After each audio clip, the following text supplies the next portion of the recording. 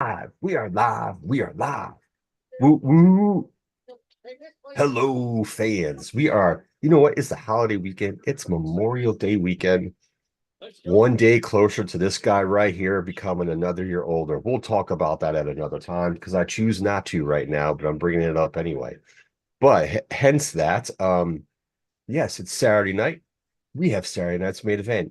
And you know what? We felt like going live. So here's the dynamic duo. Our trio should be here shortly. If he's not, then he's officially kicked from the trios, and we need to find a third partner to defend our trios champions. Yes, we will need a third partner because Pac keeps getting hurt. Yes, yes, 100%, 100%. What is it? It is. It is. Pat, how are you today?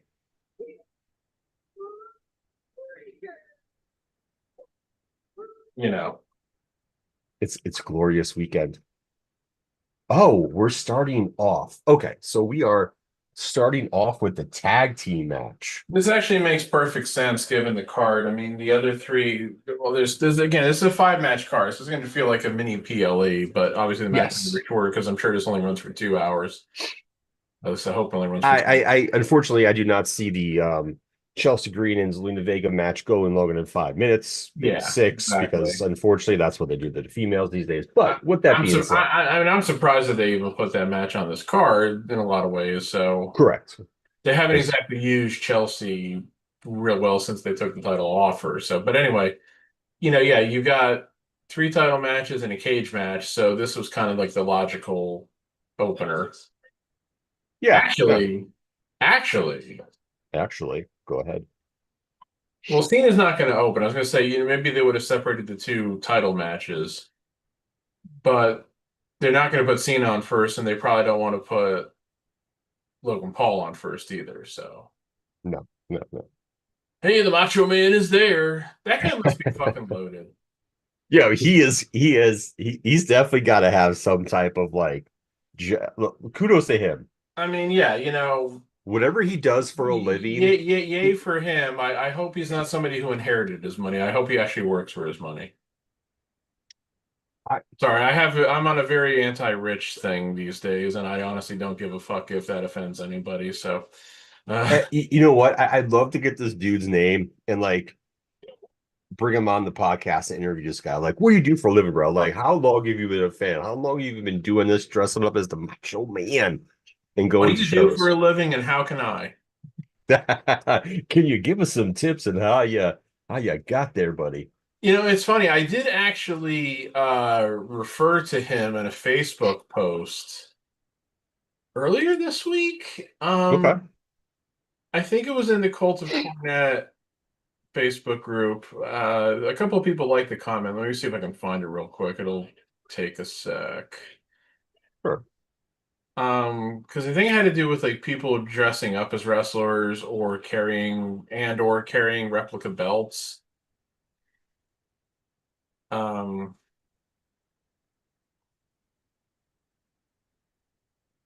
oh yeah, okay. So somebody posted in the Cult of Cornet group back on Sunday, actually. I'm currently listening to the most recent experience. Jim and Brian are talking about how frequently marks are sitting ringside with replica belts over their shoulders, and that it is a bit much when they have several marks sitting together. Are Jim and Brian not aware that people who pay hundreds of dollars for ringside seats, hundreds of dollars? Not anymore, for ringside seats frequently get replica belts as part of the VIP experience? And then there was discussion about if that's really an honest part of the VIP experience these days. And there's a difference between like replica belts. There's like, the real replica belts, and then there's like the mini replica belts and shit like that, and blah, blah, blah. Anyway, so I just said, I don't want to be the person to tell others what they can and can't do to have fun, but I've never been able to understand adults who carry replica belts or do cosplay in general. Both of those seem like things that you're supposed to leave in your childhood. Like to me, it's like a thing you're supposed to grow out of, like playing dress up. It's like a Lewis as the match gets started here. It was like a Lewis Black quote about dressing up for Halloween and everything about why it's a thing for children is because you have to tell children they're not allowed to dress up all the time, except on Halloween. You've been saying that when you're an adult, you can do whatever you want. It's like if you wake up tomorrow and you feel like being Batman, go for it. And you show up in the office dressed up like Batman, and your boss goes, "Who are you supposed to be?" I mean, there's a time and place for stuff like that. I mean, I get the people who don't like adults doing it, but at the same aspect, I understand the adults who do it. I've never, like, I've gone to a Halloween party where back in the day where I was Edge. This is the time when my hair was like, past my shoulders, long and dark and fruitful at that time. So, not dyed my hair, so it was it worked. But I dressed up as Edge for a Yeah, Halloween we're trying to party. destroy the table right out the bat. Yeah, yeah. So I get it. And they're In going to regards to, commercial already. Fucking A. you must be a tad bit ahead of me because we haven't gone to the commercial yet. Okay, I will hit pause for 5 seconds or so. I'm on my Spectrum Live TV app. I'm not going on the Yeah, I'm on the the cock because that's the only way I can watch this. you're on the PPPP cock. Yep, and we're getting the Cody Rhodes vodka ad now or whiskey, whatever the fuck it is. I don't even give a rat's ass. Oh, I I got just saw I just No, got I the got table Xfinity moved now. Wi-Fi. I got the Wi-Fi commercial. And hello, everybody. I'm here. All right, so you're not kicked off the trios tag team.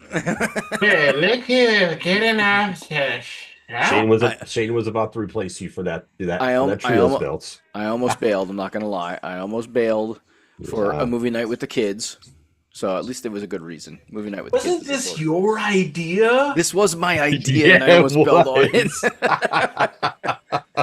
He was gonna bail us for the kids. So yeah, I'm a little who ahead of you. can't Little be behind you guys. verified to be real people. Yeah, I think I'm the furthest behind. Like I'm watching it on my Spectrum Mhm. app right now.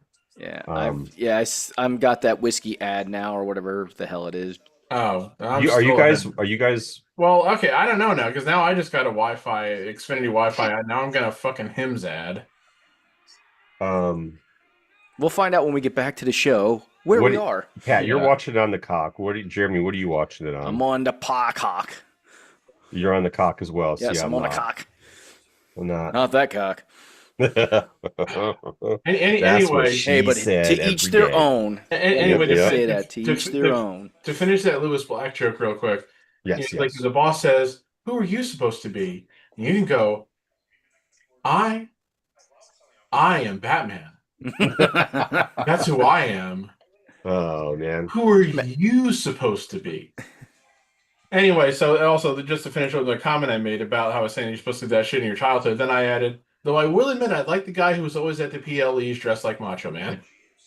Yeah, I mean, kudos to him. Seriously. Right, I'm still just generally gonna roll my eyes at people who do that shit, but I mean, look, put it this way: dressing up in like the full costume and carrying the replica belt to me is better than just carrying the replica belt, quite frankly, especially if you're an adult. If you're an adult and you're literally carrying a replica belt around, that just basically says you want to show off your toy. And that's really juvenile. And really, and anybody can dress up like John Cena. It's very easy. A ball cap and his T-shirt and jean shorts. That's his attire. Like it's And he's got the sketchers now these days. So make sure you get the apparel right. I dress up like John Cena almost every day then, except I don't own a John Cena shirt, but I own plenty of T-shirts. But yeah, no, it's funny because he went from wearing like, I feel like Jordans. I feel like he was wearing Jordans at one time, and now he goes the old man Sketcher shoes. I know, it's hilarious. I officially hit 40. Skechers time. He's got bad arches. He wore the Reebok pumps for a while too. He's got bad arches. You know. It was really funny. I think back to the first boyfriend that my daughter had when she got to college, and his dad was a podiatrist, so he was wearing old man New Balances because they're the best shoes for your feet. I was like, ugh, this kid is not gonna make it. he was a petty. The match just came back on for me. Yes, I have got Braun Breaker giving a suplex to Sami Zayn. I just had that now. Braun Breaker went for a cover, and now he's doing push-ups. So you're a little ahead of me. I have Braun Breaker beating up Sammy in the corner. I don't know. I think if I might be saw the that farthest behind in all of you. Yes. No, I'm not sure about Let- that. Well, no, let- okay, Braun just tagged in Seth. Yeah, let me know when you get to Seth tagging in. Then I'll start mine again. No, Braun just did a suplex right now. Oh yeah, you and got the like cover. another 10 seconds or so. All right. Yeah. Now he's doing push-ups. I got Braun about to hit Sammy against the rope, so let me know when you guys see that. Isn't it nice how they match their gear with all silver? Now Steph just tagged in. All right. So Seth's in. Sammy just stayed on the. Oop, he gave. Here comes Braun Breaker. So Braun Breaker's over the top of the ropes. Yeah, that's what I just have. Sammy just tagged in Punk, Yes. who apparently is self-conscious tonight. Yes, he's wearing his shirt to show off the muscles, but not the belly. Yeah. Oh, there we Hey, go. Okay, he just took It's his shirt okay. off. Yeah. All right, that's so it. I want I to see what it is. segue. He wanted to do the shirt takeoff spot. What a vain. Oh, okay. There you go.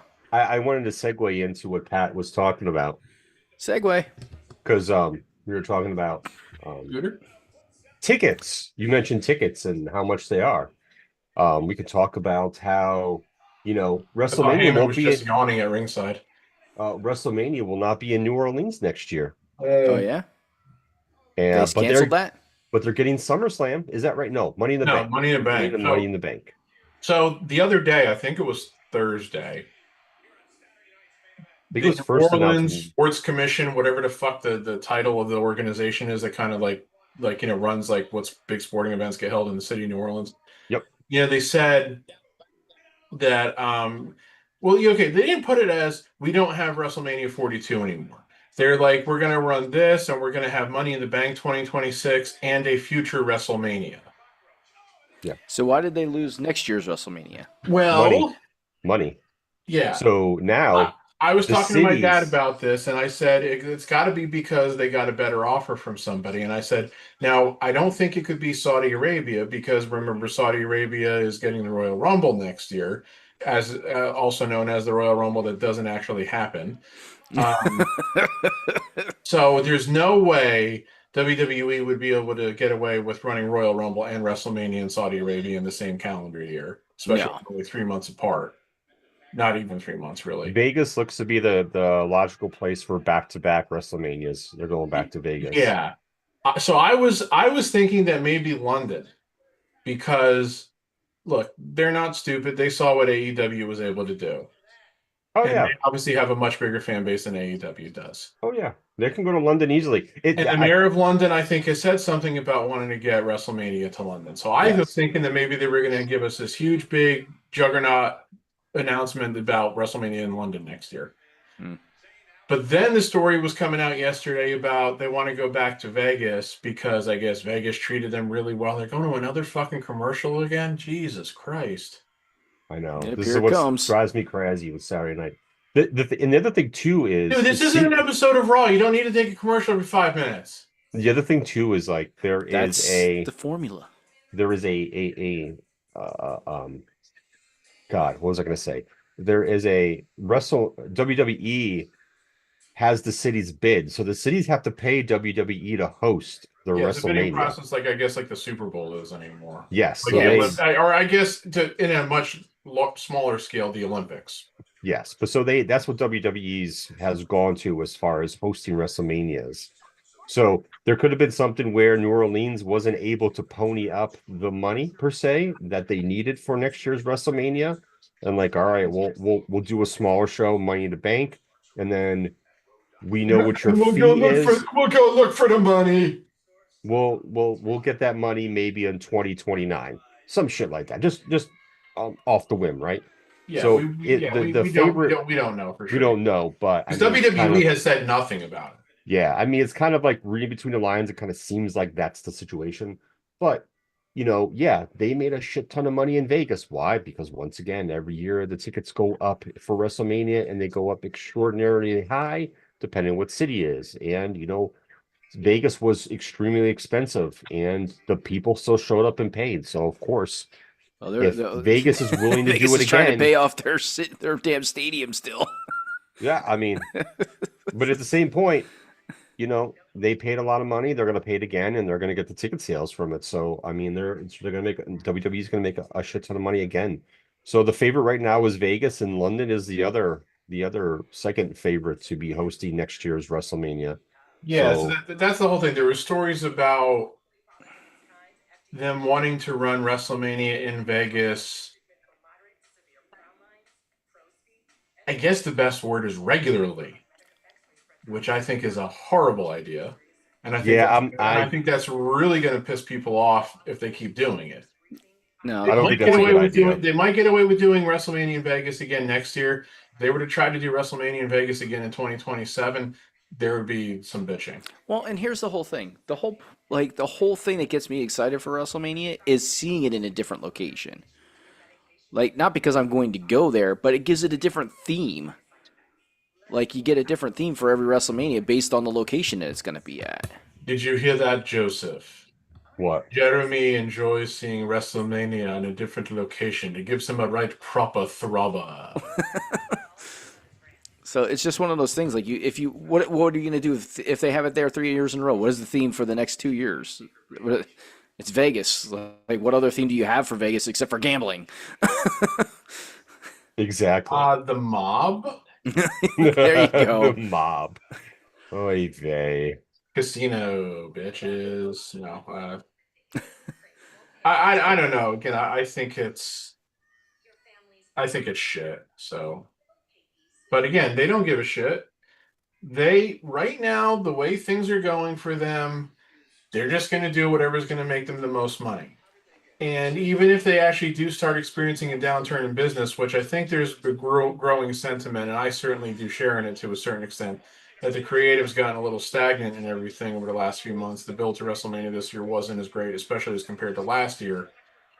But unless like the business actually starts going down or they actually start making less money, you know, they're not going to do anything different. They're just going to keep going after as much money because again, I mean, that's their job to make money. Yeah.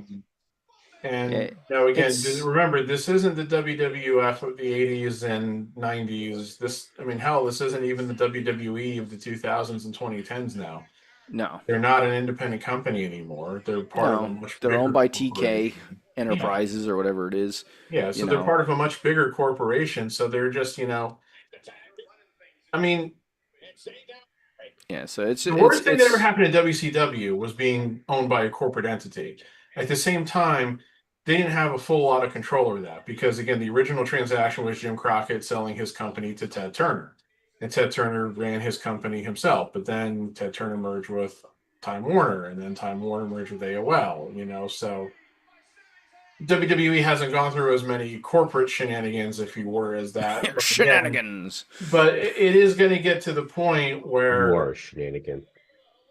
This well, let's say TKO merges with somebody down the line. It could get to a point where WWE is just some line item on a balance sheet. and who owns TKO Sports or whatever it Endeavor. is? Well, that's the company, I think. Like, I think that's the main. It was WWE and Endeavor came together and formed TKO. Oh, okay. Because they own UFC, right? Too. Yeah. They also do own UCF, the University of Central Florida. UFC, yes. They also own that fucking professional bull riding league. Nobody knows they about that do. except for the people that actually participate in that. I'm Oh, aware, shit. but I get alerts who's for them back. every once in a while for some reason. I don't know if it's because of the ESPN app or I've just got You guys are missing it. Here's I the saw third it, I member. saw I just saw it. I saw Here's it. the The third third Oh, wait, member. that was Bronson? Oh, geez. It had been that long since I've seen him. I didn't realize that was Bronson. I thought it was Jeff Cobb. I thought it was Jeff Cobb, too. I'm like, oh, they're going to drag Punk into the pseudo bloodline. Sweet, we got Bronson Reed. So you got two massive bulls in the And- same faction. He was Well, here's the somebody thing. that I was Bronson Reed's got to go after somebody because he can't go after Seth now nope. because Seth's the heel now. He's joining Seth. Here's the thing, like Bronson Reed made he was on social media a week or so ago, week and a half ago, and he made some comments that seemed very Oh, my odd. God, he's dripping. He's dripping wet, guys. You know what that means. So I'm like, okay, When you're that big, maybe- you sweat a lot. So maybe Bronson Reed is the third member. I mean, Your mind's not as dirty as mine is.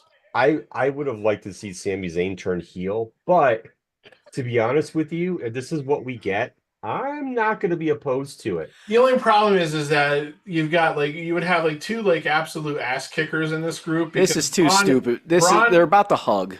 Braun and Dude. Braun and Bronson. First of all, their names are a little too similar. Here's the thing, though. They could be a dominant fucking tag team right there. Oh, they definitely could be.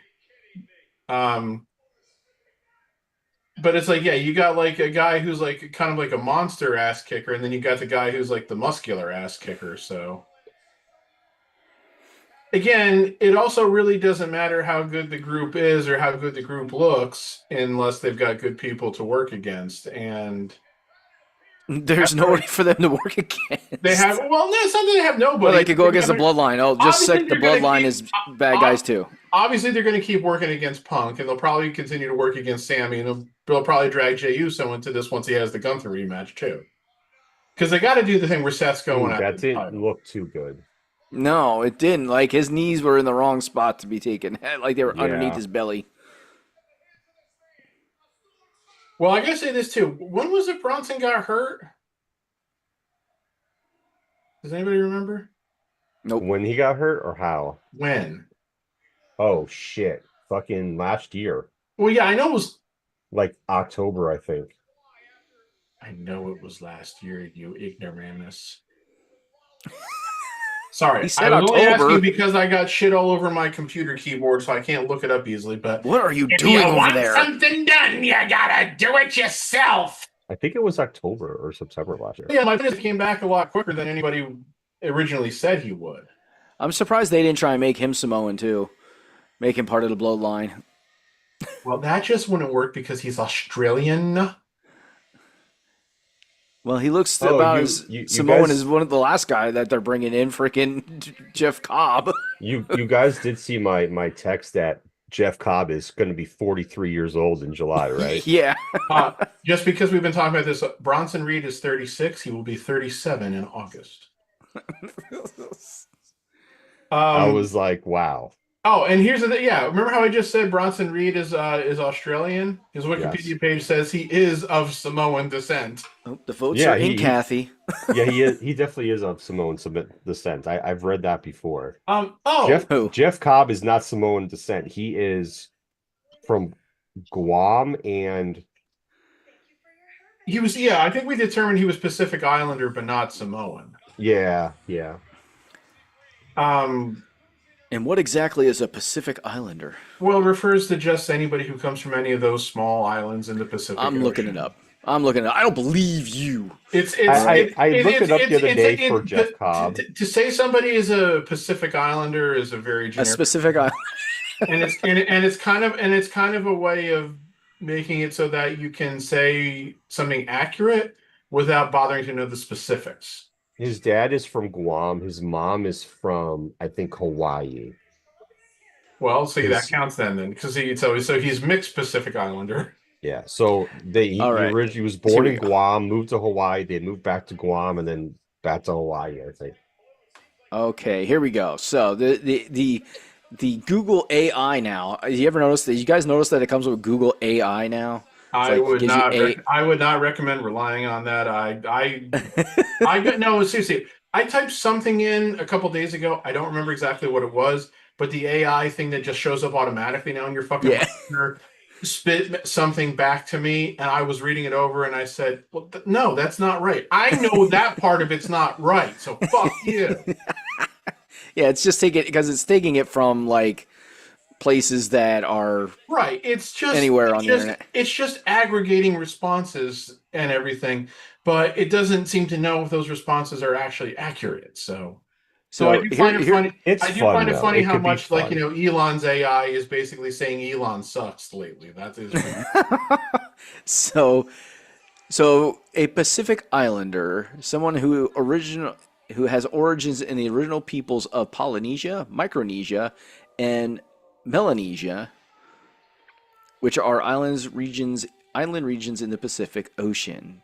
These include people who identify with specific ethnicities within these regions, such as Native Hawaiians, Samoans, or Chamorros. If I said that right. I don't know if you said the last one right, but the rest, yes. It's Chamorros. Chamorros. I Chamorros. I'm not actually sure about that. Huh? Sorry, fans, if we are butchering a ethnicity, we apologize. So not on purpose. So, like the Polynesian area is Hawaii, Samoa, America, Samoa,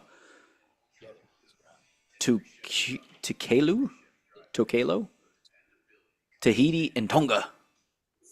Okay. Let's see, Micronesia. So, like Tonga, for example, is where Haku is from. Yeah. So again, Micronesia. That's Guam, the Mariana Islands. So he's Sapia. micro because he's from his dad's from Guam. Yeah. Palua, not Palua, Palau, Yap, Chuck with two U's. What's also interesting is about like I'm gonna stop because these the names of these locations are just they are. from my American tongue. I cannot pronounce them. I'm screwing them up. What's royally. It's interesting? okay, though, you did a great job there. We'll leave it at that. What's interesting about them though is that some of those islands you mentioned are independent nations and others are not. Correct. Like I think you mentioned Palau. Yes, Palau. Yeah, that's an independent country. But like Guam, of course, is not. Guam is a possession of the United States. American Samoa is a possession of the United States. I think the name gives it away a bit. Hawaii, I'm not sure. Hawaii is obviously Could be South America. one of the Come on 50 now, United you never States know. and everything. So yeah, and that's all you mentioned how like Polynesia includes like Hawaii and some other areas and everything. That's why if you go to the Polynesian resort at Disney World, they did, and I think it got canceled by COVID, and I don't know if they ever restarted it. They used to do like the luau thing, Mm-hmm. So like it's like so you'd be like, well, I'm at the Polynesian resort. Why am I saying something Hawaiian? Dumbass. No intense with the accent I just did there. No one was making fun of rednecks, were they? Bronson Reed got hurt in the War Games match.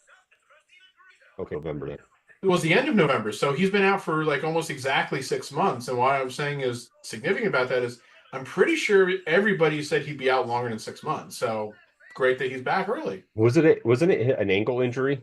He broke his foot, I think it said, but I thought it looked much worse. Well, let me see what Wikipedia. Could be ankle foot. I knew it had to do with his lower extremities. He suffered. Wikipedia just summarized it by saying he suffered a foot injury during the match, putting him out of action for an undisclosed amount of time. I mean, I'd have to, and he had to have surgery, so yeah. I mean, I'd have to go back and searching through to see what the original estimates were, but I don't know how long that might take to find that, so I'm not going to do it. Like at this point now, it's yourself. I'm not here to spoon feed you everything. Okay, brother. I'm fine with this trio as a group with Paul Heyman. Seth gets the world title. The other two get either singles titles or the tag titles. Like seriously, I have zero issues with Braun that. just held the Intercontinental title for a while, and I have a sense they want Dom to have a run with that. So if they want to go up to the tag titles, that'd be fine. But the tag titles are held by heels. Unless, of course, they get drafted to SmackDown, or they could do is like a triple threat. They could, yeah. That way, it could go heel to heel, and it's not a heel against heel title match. Yeah, I mean, we just had the Wyatt Six show back up last night. Yeah, I heard, and that's interesting because I read something that's saying that they were dismantling that, and now it's back. I'm sorry, Wyatt Six? What? When I was watching last night, the tag match and all the chaos, and then all of a sudden the Wyatt Six show up, and I'm like, why are we re-showing this now? Okay. Because WWE specializes in recaps, and they think you just missed what you just saw.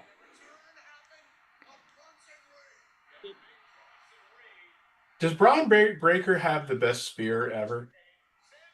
Quite possibly. I don't know about that. I mean, so I'm going to say this: better than Roman and Goldberg and Edge and anybody else who ever really did it. The way he hits. Roman and Goldberg, yes. Edge, I'm not sure. Roman Edge always looks like he's about to kneel down before he even hits the spear. He doesn't lay it out very well anymore. I never got Edge doing the spear. He just wasn't big enough. Yeah. So one thing I'm going to say, Goldberg hit it pretty fucking decently though too. Yeah. So here's the one thing I'm going to say about what I don't like about Stop interrupting me, damn it. I'm sorry. I was just gonna say, I love the face on Piper Niven. She's got like the snarl going with the one side of her mouth. The hell? It's like, what the hell, Chelsea? Did you just fart in my direction? Because it That's stinks kind right of what here. it is.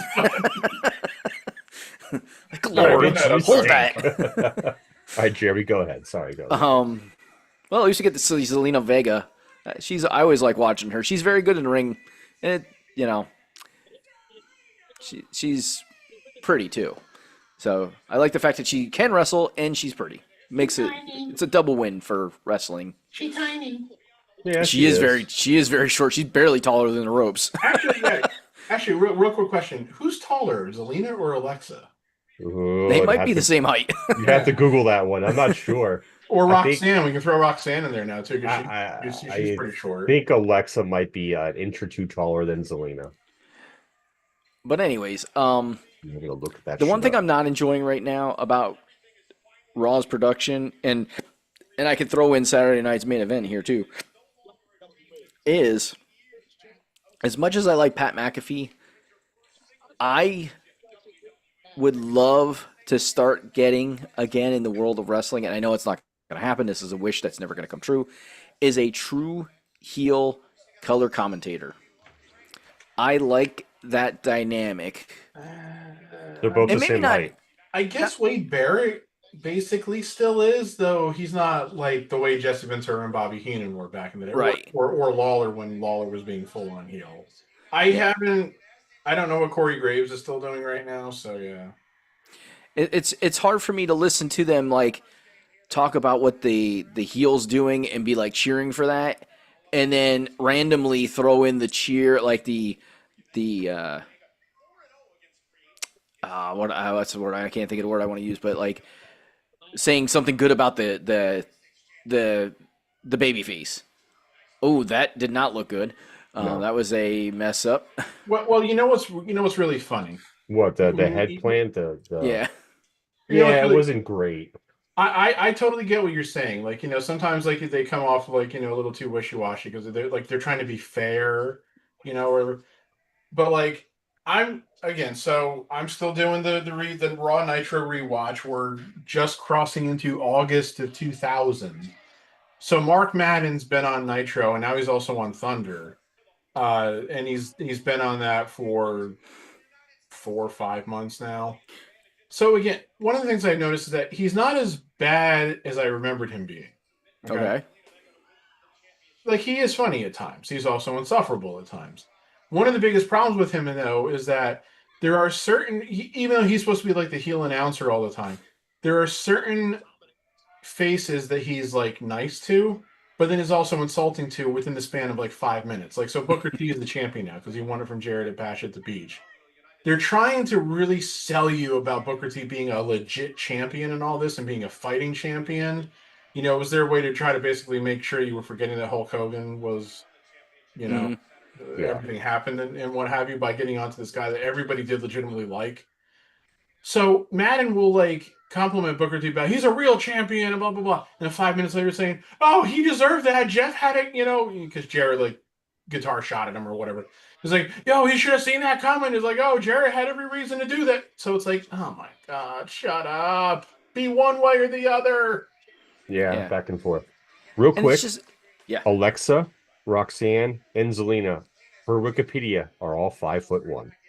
I was going to wonder if that was like their height, 5'1", Yes. it's just one of those things. Like, I'm not saying it made wrestling better for everybody, but Break up the monotony a little bit, when you had true heel color commentators such as Bobby Heenan, Jesse Ventura, The King. the King when he was full on, dirty old man and everything. And with Jim Ross, that was your true face like- heel right there. It made me hate. Ross worked with all those guys.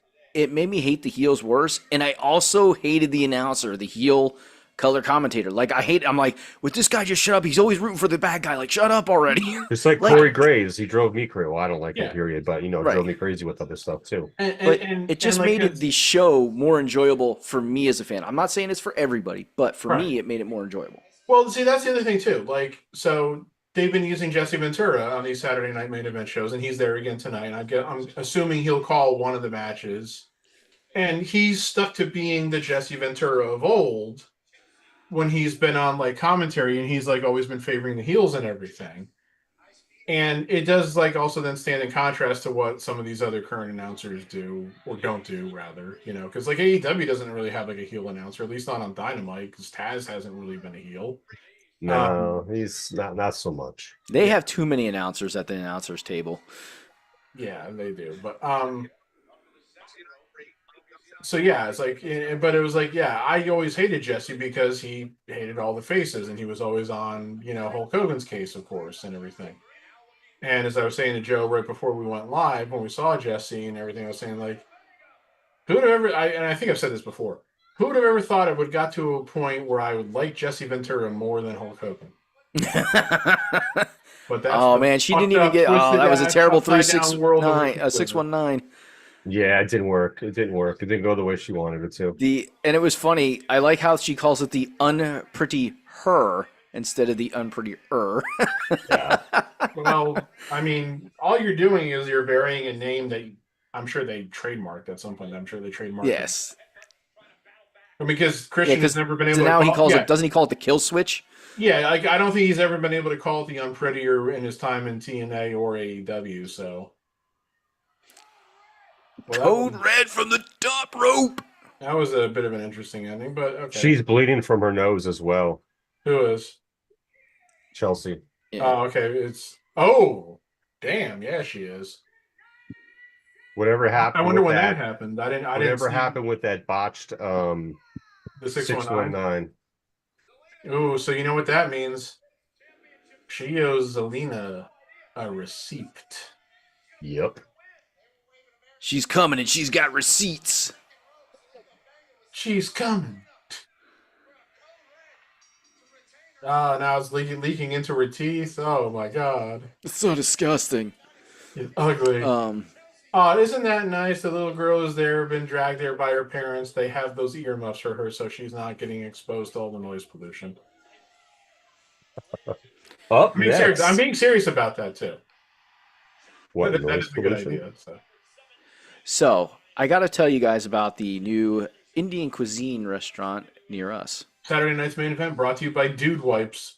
Nothing like wiping the poop with a fresh dude wipe.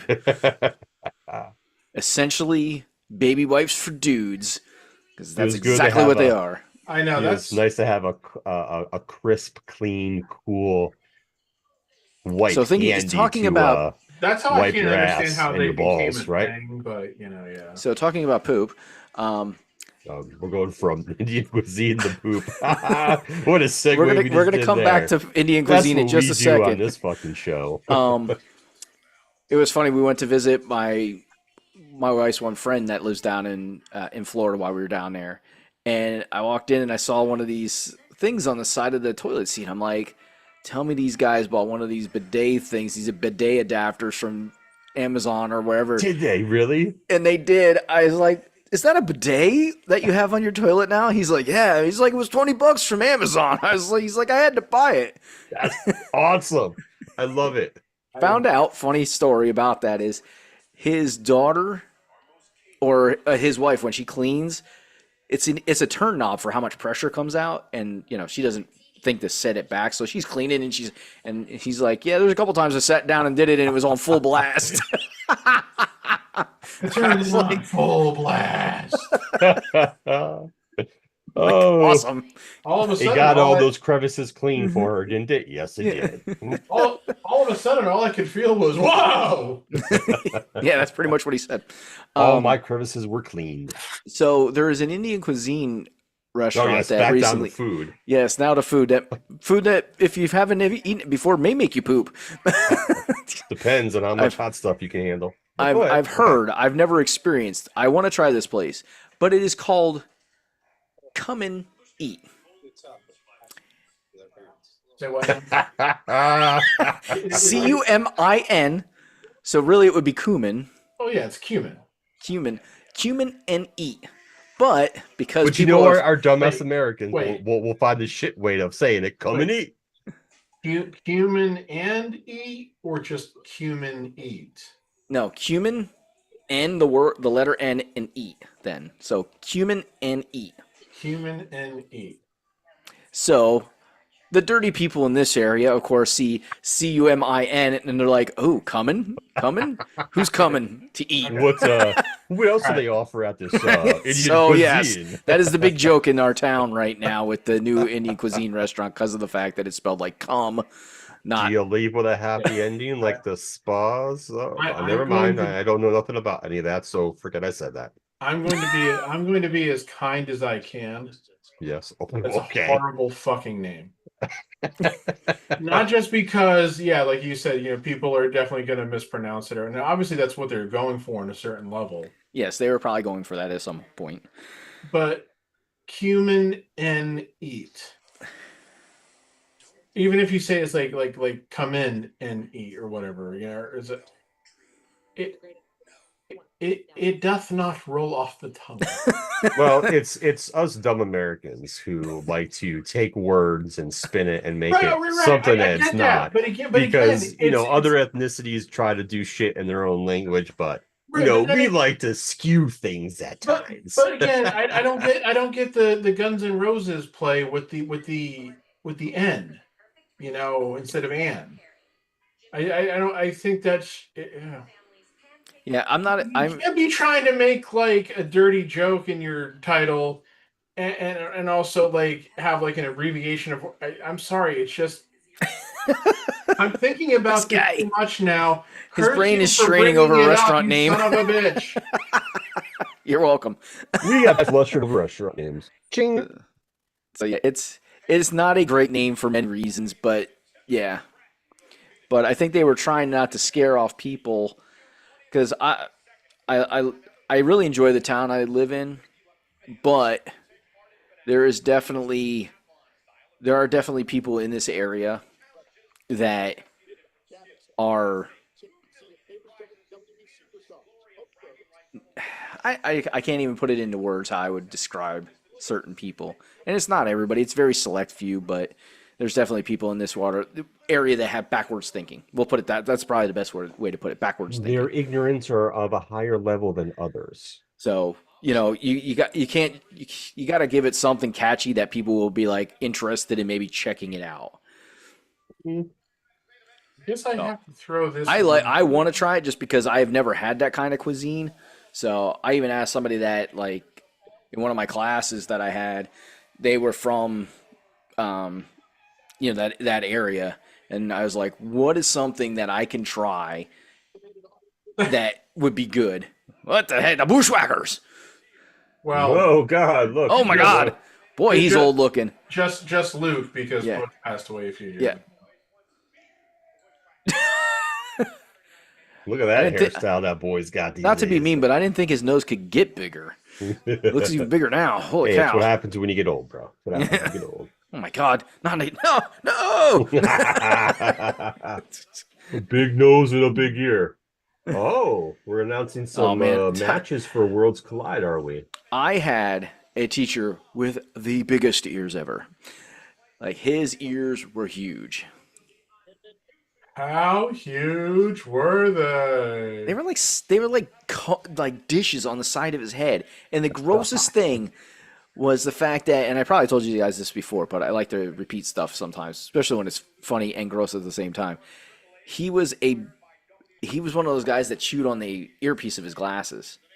Oh. Well, then he'd also randomly put his earpiece in his ear, like this, Oh. and then it go back in his mouth. So there was some wax on there. Like, ew! What are you doing? Gross. Thank you for that, Jeremy. I appreciate it. You're welcome. Funny and gross at the same time. Double whammy. Ladies and gentlemen, boys and girls, I apologize to all of you viewers and listeners out there for the fact that our co-host Jeremy has made it his mission tonight to be as disgusting as humanly possible. Without being vulgar about it too. That's impressive, right? Yeah, it is. We regret that there is nothing we can do about this, as we do let him speak his mind. Just know that he has a very horrifying mind, and it should not be, I'm in an abusive relationship. I didn't see this promo before. I'm in an abusive relationship. Oh, you didn't see that one? No, that's Oh, funny though. that was like the first one after Elimination Chamber, I think. Yeah, I missed that one. And now Becky Hogan dash Cena is now trying to copy her promos off of John Cena as she Well, I is wouldn't suggest that. becoming more heel. I would not suggest that. Her promos the last couple of weeks that I've seen have definitely been a carbon copy of what Cena's been saying since he turned heel. Yes. Yeah. And I'm sorry, like I'm glad that Cena turned heel, but his promos, even as a face, have just not been great for a very long time. They've been mediocre at best for a long time. He's been out of practice. But I'm talking even before he left. Like, even when he was still Hustle, Loyalty, Respect John Cena, for His all those promos years. were very repetitive, the same type of thing over and over again. Yeah. Kind of like The Rock. Let It's me one of tell those you things where it's something, like this. brother. You're saying the same shtick every single time you come out, but just changing up a couple words here based on who you're cutting the promo on. Yeah, I mean, I get what you're saying for sure, 100%.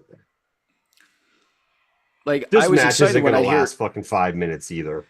Yeah. I always enjoyed when Cena would, fall back to every once in a blue moon into, Thugonomics John Cena, because at least that gave it some variety. Yeah. But it was only very, very far and few between. Every once in a blue moon. Well, this is interesting. I guess they figure because it's R-Truth, they can close the show with that match. Yeah, they're like, No, they this can't. is not a main event match. You're going on in the middle of the show, son. So obviously the Jey Uso. Well, no, the cage match could close too. I Oh, they're was going to kinda lift the thinking curtain this summer.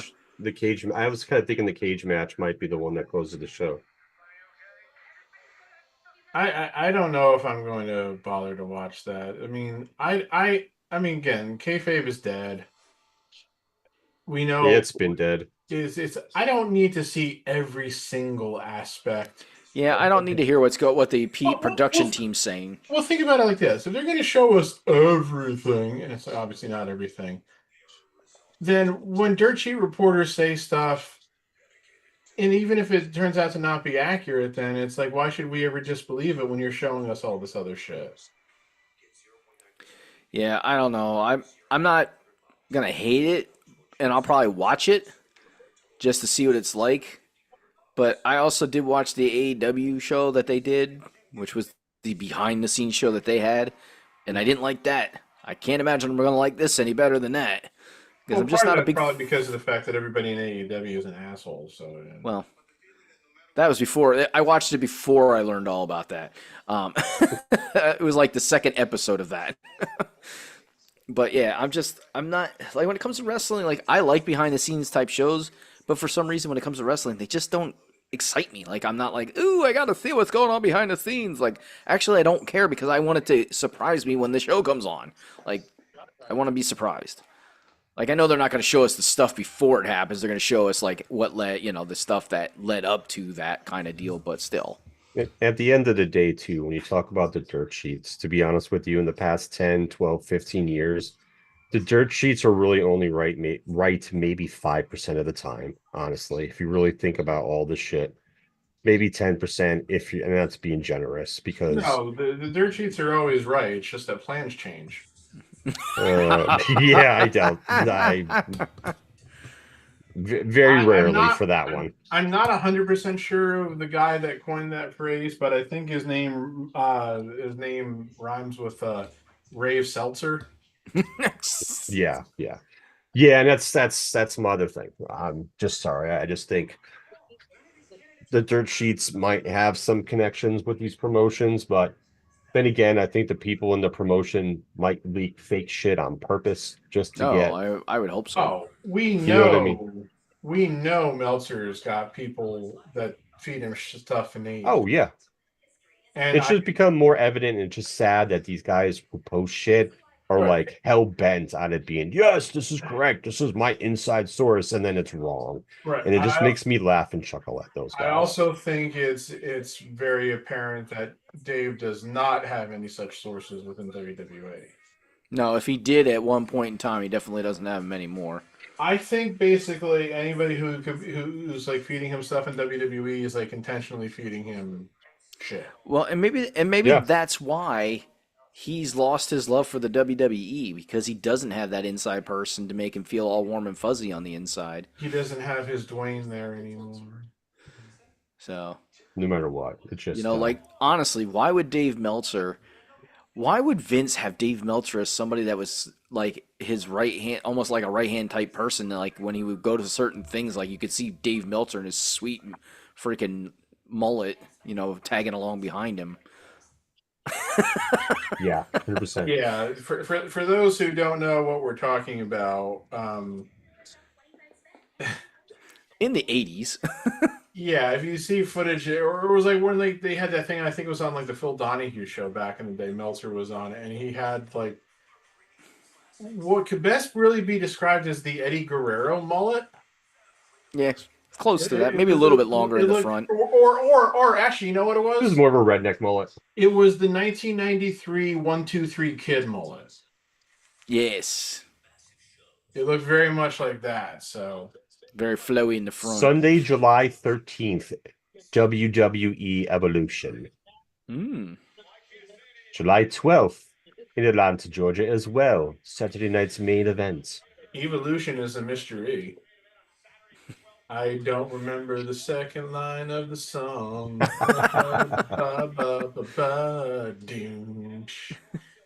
think AEW has a show that weekend. Yesterday so long ago. So is Evolution a new PLE that they're running, or what is No, this? that's the all-female pay-per-view. They did like Oh. 5 years ago that they're, or I don't remember how many years ago. I'm just guessing 5. It's been a while now. Yeah, you say AEW has a show that weekend? Yeah, I think it's the show. The all-in show. I or believe all that's out, all in. Or fucking whatever one it is. I I believe got that's forget. all something in. for you, and it's going all in. I'm going to look right now. I'm looking right now. God I damn can't. it. That's gonna be funny. How awesome would it be if Evolution gets a better buy rate? It can't necessarily get but better viewership than All In. I would laugh my ass off. Yeah, the thing is that's just the thing though. I don't think there's any way to know that now. I mean, like obviously since All In is still a traditional pay-per-view, there will be some sort of buy rate with it. But I don't know. Again, I don't know how well buy rate translates into like viewers the way that like a streaming service would measure viewers. And I'm sure there's the thing some is way that- somebody smart can do it, but Yeah, but also again, these streaming services are not upfront with their viewership. July 12th is all in. So that's Saturday. So it's not. they're going up against Saturday night's main event. I'm watching Saturday night's main event because I'm not paying the money to watch a pay-per-view for AEW. It's not worth it. Yep. And I know people that are watching this will be like, he's an AEW hater. I don't hate AEW. I do not hate AEW. I'm just not paying for pay-per-views anymore.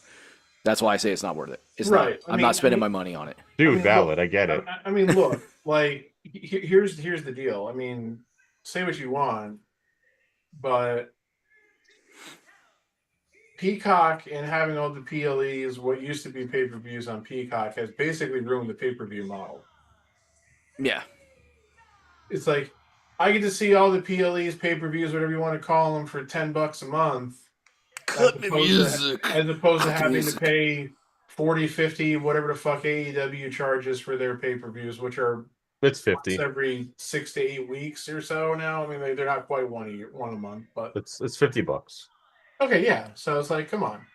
Oh, you got Jillian. And and it's like I would not be paying $50 a month to watch WWE PLEs, especially these fucking 5-match. This is funny. Like he got Jillian Garcia to come back and do his. Okay, the reason I shut up there and everything was because I saw the sign where somebody's got Cena illustrated as Gollum. It's going like, my precious, after the belt. That was hysterical.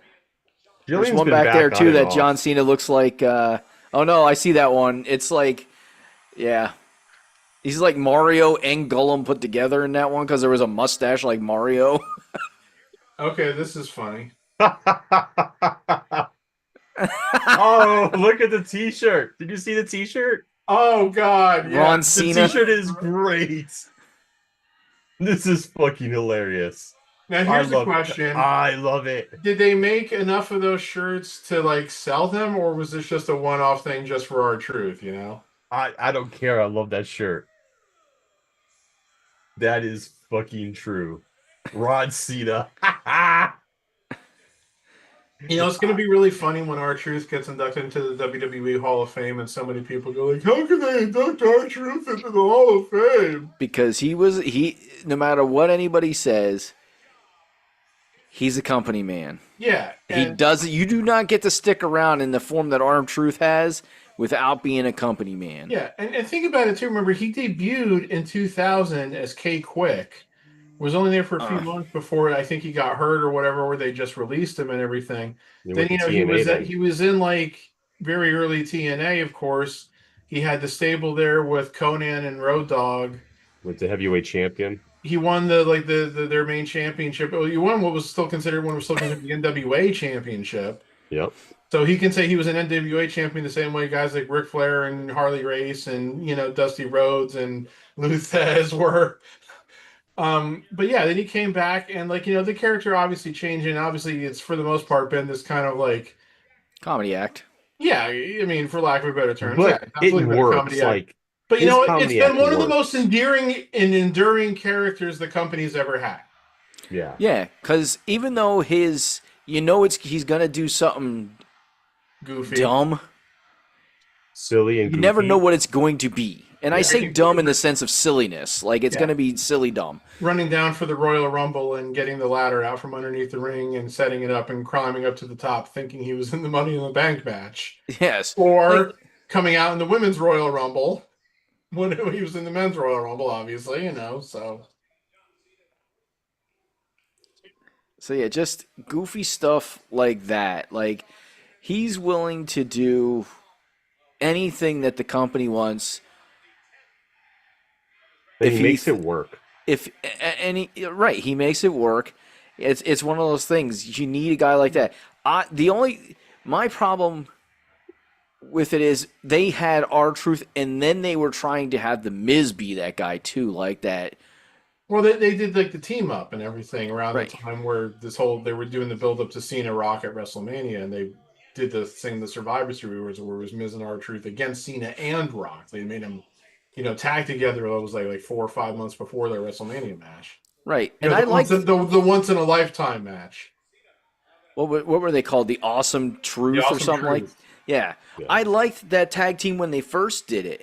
Okay, because Miz was still somewhat serious. He was having fun, but he was still somewhat serious, so he always had to keep R-Truth in line and make sure he wasn't messing something up in their match, But when they, I don't like them trying to have two essentially comedy act characters as wrestlers. Like, one's good, and R-Truth does a great job at it. And he actually can wrestle. Like, he's actually good in the ring, too. He is. He definitely It is. also kind of depends upon what you're looking for in your comedy act. So you could argue that Pretty Deadly is a comedy act. Oh, to a certain extent, yeah. Yes. The Fashion Police were a comedy act, but god damn it if those segments didn't make me laugh my ass off all the time. Oh, yeah, with Fandango and what was the other guy? Tyler Breeze. Yes, Tyler Breeze. Because, I Poor thought Fandango. I thought those segments were hilarious, especially when they're backstage and they got all the stuff, the pictures in the background about suspects or whatever the hell it was. It was or they had something our hero, and it was the big boss man because they were the Fashion Police, It's shit like that always gets me. So Yeah, no, and you know what? It's sad because Fandango, I He's think in TNA right now, I think. it was injuries that plagued his career in WWE, wasn't it? I feel like he was hurt I think he got a hurt. decent amount of time. I think unfortunately the gimmick He had a the concussion. gimmick being too. what it was, I think that those types of gimmicks, unfortunately, come with preset ceilings. Yeah. That you can't ever get past unless you change the character drastically, and then you want more of the comedy route than anything. Like the character of Hunter Hearst Helmsley, the Connecticut Blue Blood. Only That goes so far. character had a ceiling. He changed the character out to get through that ceiling, you know. So Yeah, it was. Yeah, it was one of those. It's one of those things like Fandango, the original character, is him being this like dancer or whatever. It did have a short. It was going to have a short shelf life. The music was great, but that was another thing. That was going to have a short shelf life. I was gonna So, say, yeah. come on, there's no way that he's gotten sad all of a sudden that he's not gonna hit R-Truth with this belt. Oh, we kicked him in the dingers, ding-a-ling-a-ling. It was a setup. It was a setup, a scam, a plan, a Yeah, conspiracy. Cena's I hair. can't Cena's go hair is for definitely it. getting thicker back there. The plugs took. Good Yep. for him. Game plans are working. Season 2 of Peacemaker drops in August, Yep. and even though the They Superman won't have to movie- worry about covering up his hair as much going forward. Well, again, you know, the trailer for the season 2 of Peacemaker was interesting because you see characters who were going to be in the Superman movie. Like you saw Nathan Fillion's Guy Gardner, and you saw Hawk. Oh, really? You saw You like do? Maxwell Lord in the trailer. And That's then there's nice. a thing at the end I where didn't it see looks the like trailer. Go ahead. yeah, and you still didn't see it? No. Oh, God damn it! You're All right, a- well, anyway, you stink. Go ahead. Neither It's have I. fine. I forgot about that. I'm sorry. It's fine. Go ahead. Just bust it. Go Again, it ahead. just looks like they're going to try to reconcile what we had gotten from DC over the last 10 years or so to what they're starting to do with DC now. But what's also interesting about it is that again, it doesn't come out until after Superman comes out. So, Yeah. Interesting with that too.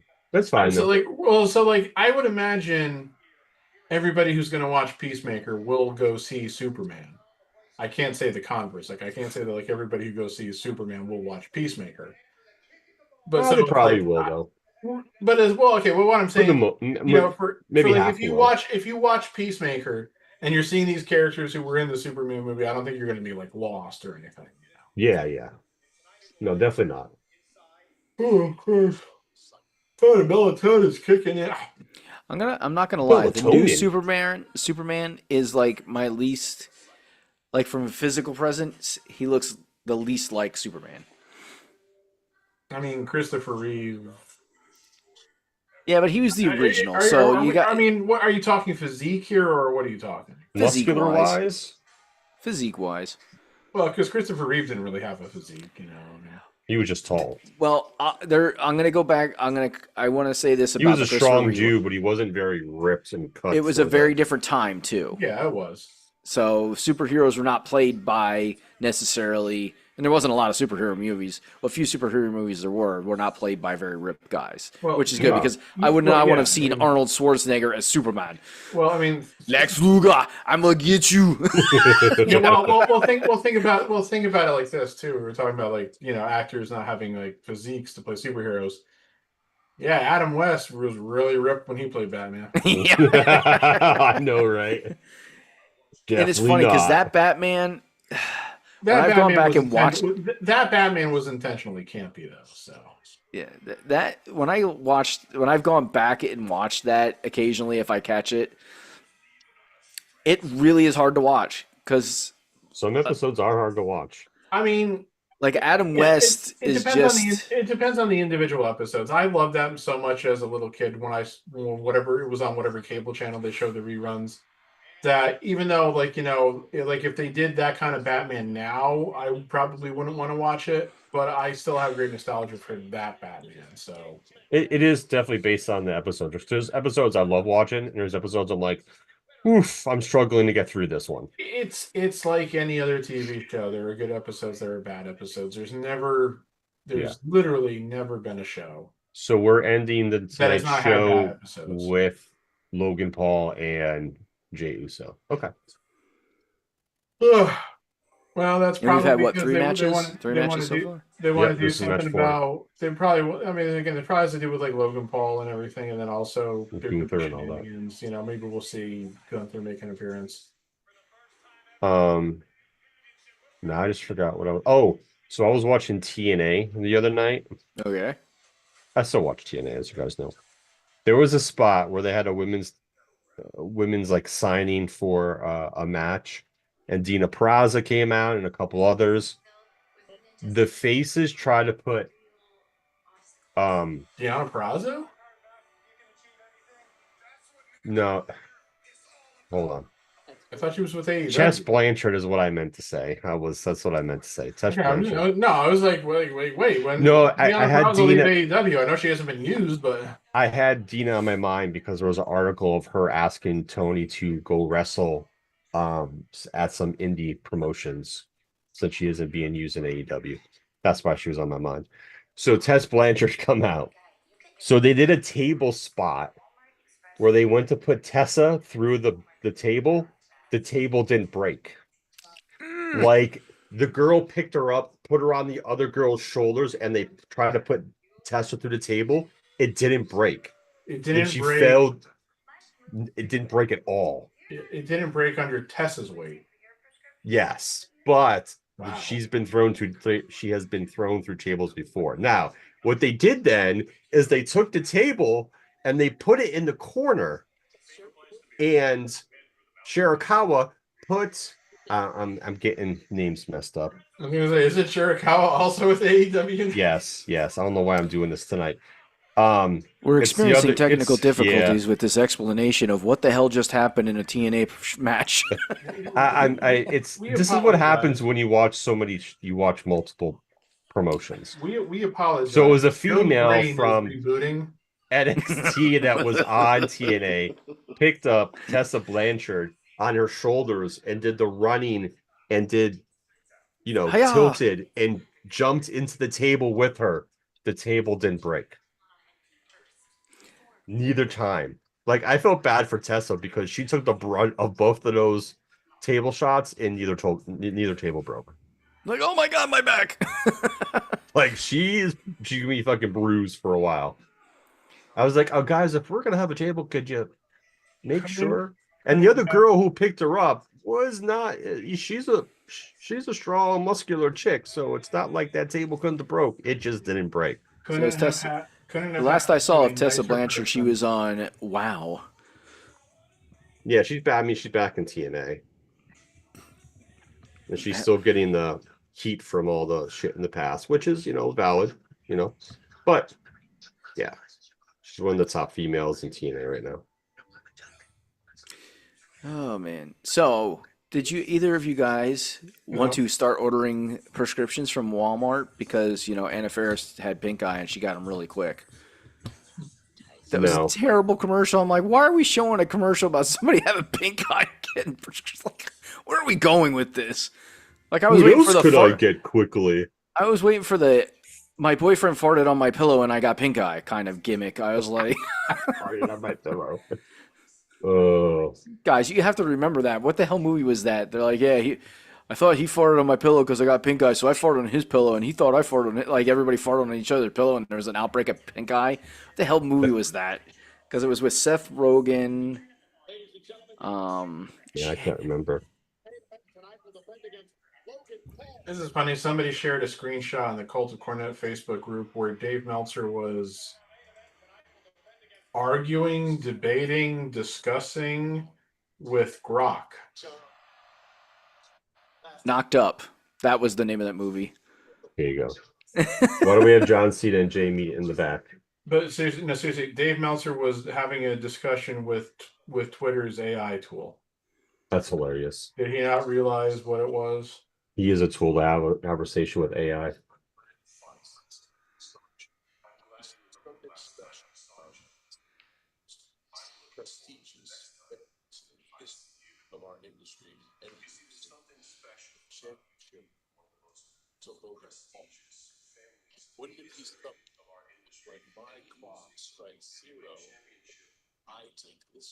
He just talking shit, Can you guys see this? Yeah, kind of, sort of. the So final. it's like an advertisement for us for Double or Nothing. Okay, so it's got Osprey and Hangman Adam Page on the poster or whatever with the signatures, and it is kind of cool looking. This is Osprey versus Hangman, AEW's Double or Nothing, live on pay-per-view Sunday, May 8 p.m. Eastern Time. The final. Did you say the finally? No, I said the final, but that's not Okay. the part. That's not the part you were supposed to hear. Wait, repeat that again because I was trying to listen to John Cena. Osprey versus Hangman, AEW Double or Nothing, live on pay-per-view, Sunday, May, 8 p.m. Eastern Time, the final. Oh, there's no date. What day in May? There is no fucking date! Good job for promotions right Oh there. my god! Tatanka. Still to him, same hairstyle. Yeah, I know. He's like, I can't change the hairstyle if I ever get a. You know what's funny too is one of the things I was doing. Oh, just see the body. One of the We things got the body. I was doing last night, and I'm still doing here right now. I'm going through like these 2 accordion folders I have with like old paperwork, and I was looking to see like what stuff I have that I may still need and not, and everything. You know, I found some old papers from when I was at Muhlenberg, which was 11, 12 years ago now, and I had some papers that I had written for some film classes that I took, and I was kind of like reading over them again and everything. And as I was reading through some of them, I was going, did I ever read these things back to myself after I wrote them, or did I just write them and say, here you go? And it must have been the latter, because there was like times where I would like, have like words that weren't misspelled in places of words that should have been like, there was more than a couple times where I should have had the word that and I had the word the. I don't know why. But there was some sentences I was reading them saying, Because the would make sense.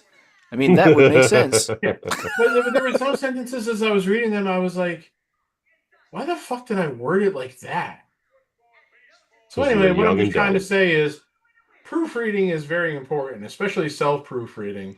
I As we will proofread see things from like that 6 ad where times, they don't and then I bother send to it to list the somebody date. else. Yeah. Yeah.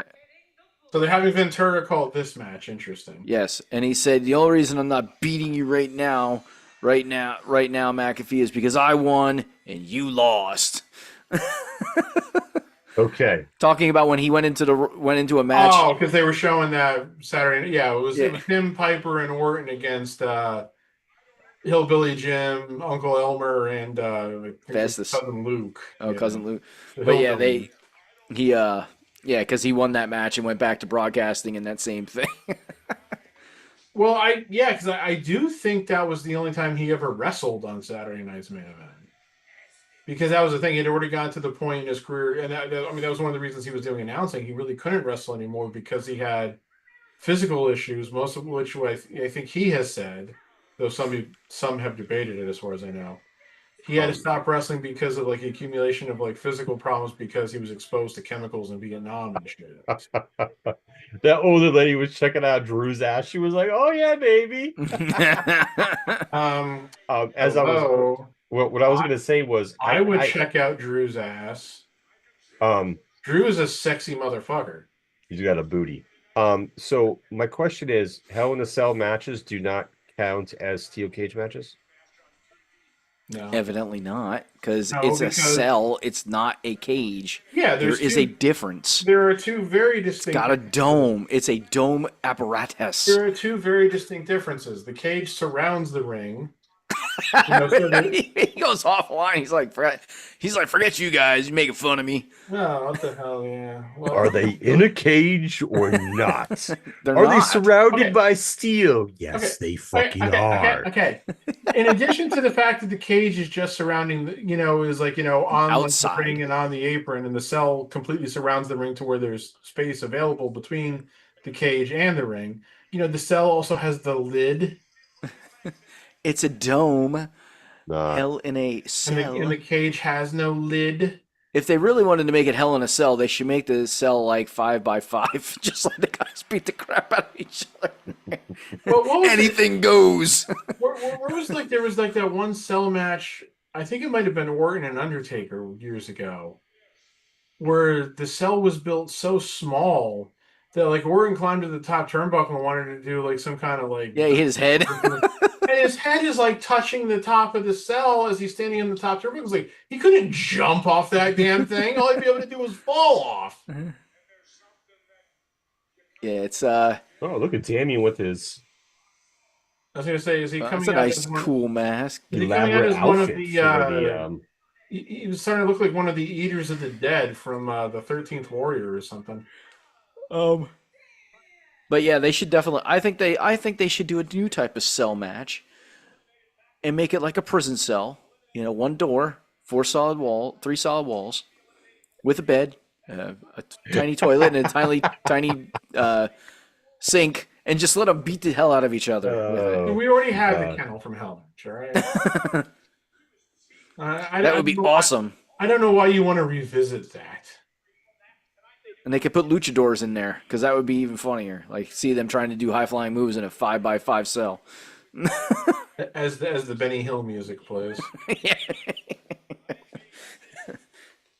Or you could Wait a minute. Did the bell ring because Priest was technically in the ring and then McIntyre knocked him out, so Priest wins the match? No, the bell did not ring. The bell officially okay. had not rung. So we're not even going to get in the cell to start the match first. Okay. Oh God, no! Why would we? Well, now we're throwing them in. Though it would be Now we funnier got with it. two big guys like these two in there because they couldn't even move. They would try and throw punches and punch the wall. I'm submitting that idea to WWE. You think they'll go for it? You never know. Just Now make is sure it- if they do, you keep that email so you get fucking residuals when they create that match. All right. Now the bell she has rung.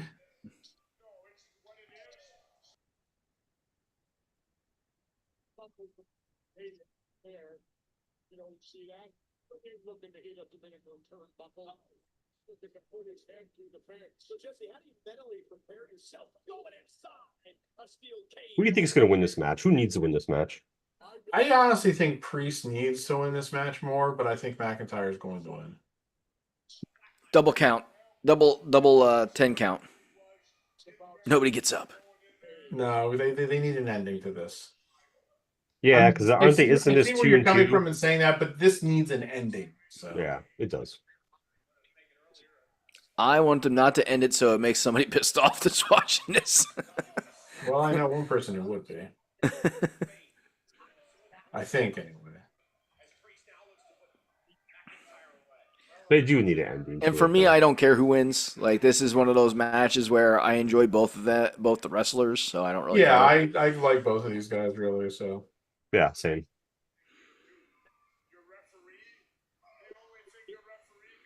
All the referee and can it's do funny is count them because out. Thanks, Jesse. You take me back to when Damian Priest was in the Royal Rumble and nobody really knew who he was yet. Like he hadn't defined his character. He was just kind of Damian Priest, this big lumbering guy that nobody could hurt. Like he was in that phase of his career. It was the early phase of his career, and he's this big menacing guy. He couldn't be injured.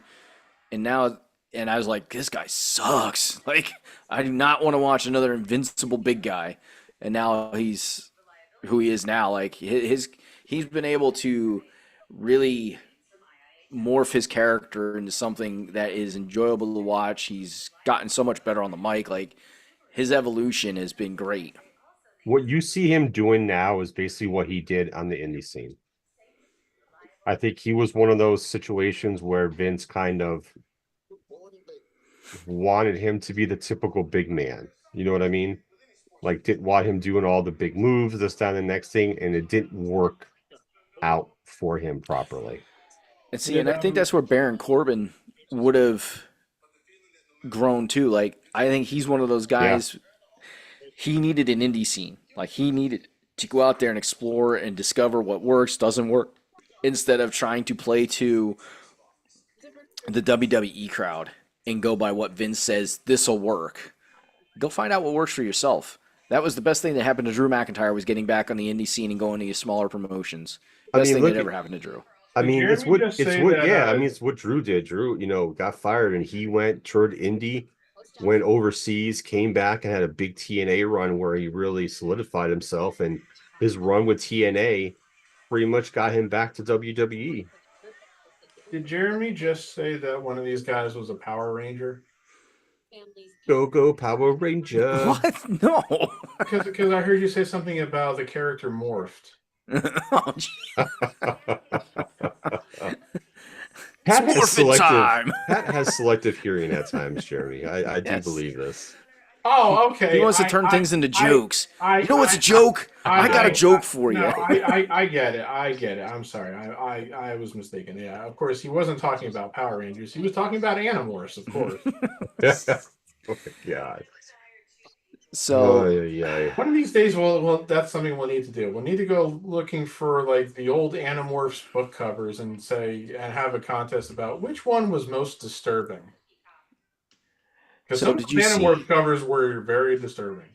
So Yes, did they you were. see? So I know you pay attention to this more than Pat does, but I've seen a lot of takes on the very controversial Caitlin Clark Angel Reese foul. Did you hear Cheryl Swoops weigh in on it? Oh, I watched the whole segment with Cheryl Swoops. I'm sorry. I give credit to Cheryl Swoops. She was, one of the first WNBA, in that first Listen, like thing of NBA, WNBA players. Like I give her a lot of credit. But she is like gone. Like her analysis of anything current WNBA, especially when it comes to Caitlin Clark and Angel Reese, is so off the wall, so out there. It's like, oh my God, please just stop talking. it drove me crazy listening to them talk about that situation for 45 minutes, where it's like Cheryl Swoops is like my all-time favorite women's basketball player. Like she is my female GOAT, right? So listening to her talk about this, I feel like she is definitely out of the loop to a certain extent. And the guys are kind of like, Are you watching the same game that we're watching? here's my problem. One, let's go to the play itself. It's not a flagrant, period. It's not a flagrant. It's a hard take foul because she wasn't going to let Angel Reese get an easy layup. She probably would have fucking missed it anyway.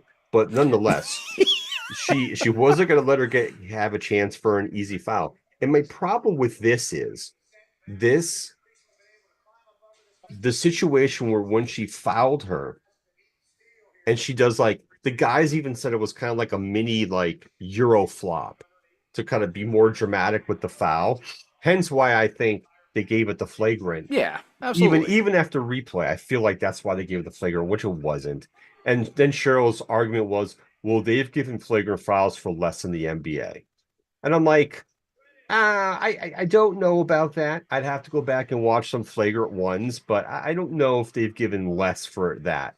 So might have. I'm not going to say it's not out of the realm, depending, but it the other part of it, what's kind of aggravated me is that after she does the foul, like she gets up and wants to like fight Caitlin Clark. Like, excuse me, you've been playing tough basketball all your life. That was a hard take foul. Like she's trying to make something out of nothing. And it's funny how like Caitlin Clark's teammate kind of stops Angel Reese from going after Caitlin. It's kind of like what is going on? And like no one really on Chicago's team was kind of like stopping Angel or trying to get her to stop until Cardoso stepped in. It's just a very it's over dramatic, overblown situation. The rivalry to me is one sided. It's all in Angels trying to make it more than what it is, and the WNBA and the media are trying to make it their premier rivalry because Yeah. that game garnered like I don't remember if it was 2.2 or 2.4 million views, the most viewed single game since 2010 or 2000. I don't fucking remember. Maybe it was 20 years or something. Nonetheless, for a long fucking time. So they're trying to make this like the next Magic versus Bird type of rivalry, which they're not going to get because Angels, an average NBA player. Yes. That's really it. Caitlin Clark is here. Angel Reese is down here. And then the funny part is like the people's takes on this. There are a lot of people who just want to pick a side and stick to that when there's Mhm. no rationality of what's going on. There's no common sense because there's not a lot of common sense for people anymore because they want to play the clickbait and take one side or the other, so on and so on. At the end of the day, sorry, Cheryl Swoops, you're wrong on this one. Um, I've seen others kind of be the same way. It's just wrong. This rivalry is one sided.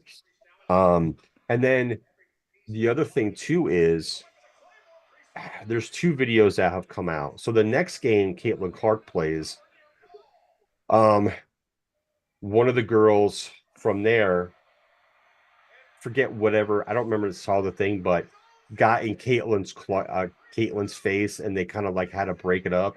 And Caitlyn looked back at her and says, like, "I'm not afraid of you." Like, Caitlyn has no fear. I think she knows that people are gunning for her because of her play style and how good she is. Which Right. is, your typical. It's typical when you have good players. The others will go after you, and they do it to Asia Wilson as well. And what's her name? I always mess up her name, who did the 3-point contest with Steph the other year in the All-Star game. They go for her too.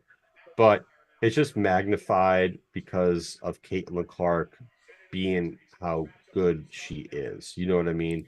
Right. Um, I mean, and she is by far, when it comes to her game and ability to shoot the long ball, she is a way. I shouldn't say way, but she is definitely above the other ladies in the WNBA as far as being able to hit the long ball. There's there's a stat that came out the other day. It's the amount of 20, oh God, what was it? 20-point games and another. The amount of games where they had 20 points and another stat that was over 10. Oh yeah, I saw that. She just tied Dana Taurasi, and she's done it in 45 games at nine. She's done it 9 times within 45 games. It Dana took Johanna Taurasi did Taurasi it, like 400 games or something like that. yeah, 9 times in 4 or some games. And Courtney Vandersloot, who plays for Chicago, she's done it 10 times in like almost 500 games. So she's going to break that record within no time, and she's going to surpass it. And that's going to be a record that probably no one might ever beat. Who knows? But she's going to cement herself with a record within the first 2 years And of it's her just funny WNBA career. because Taurasi This was is a one good of the match. women when she came in. Is like, it's different in this ain't college. This is the WNBA. I'm like, okay, that's what you think.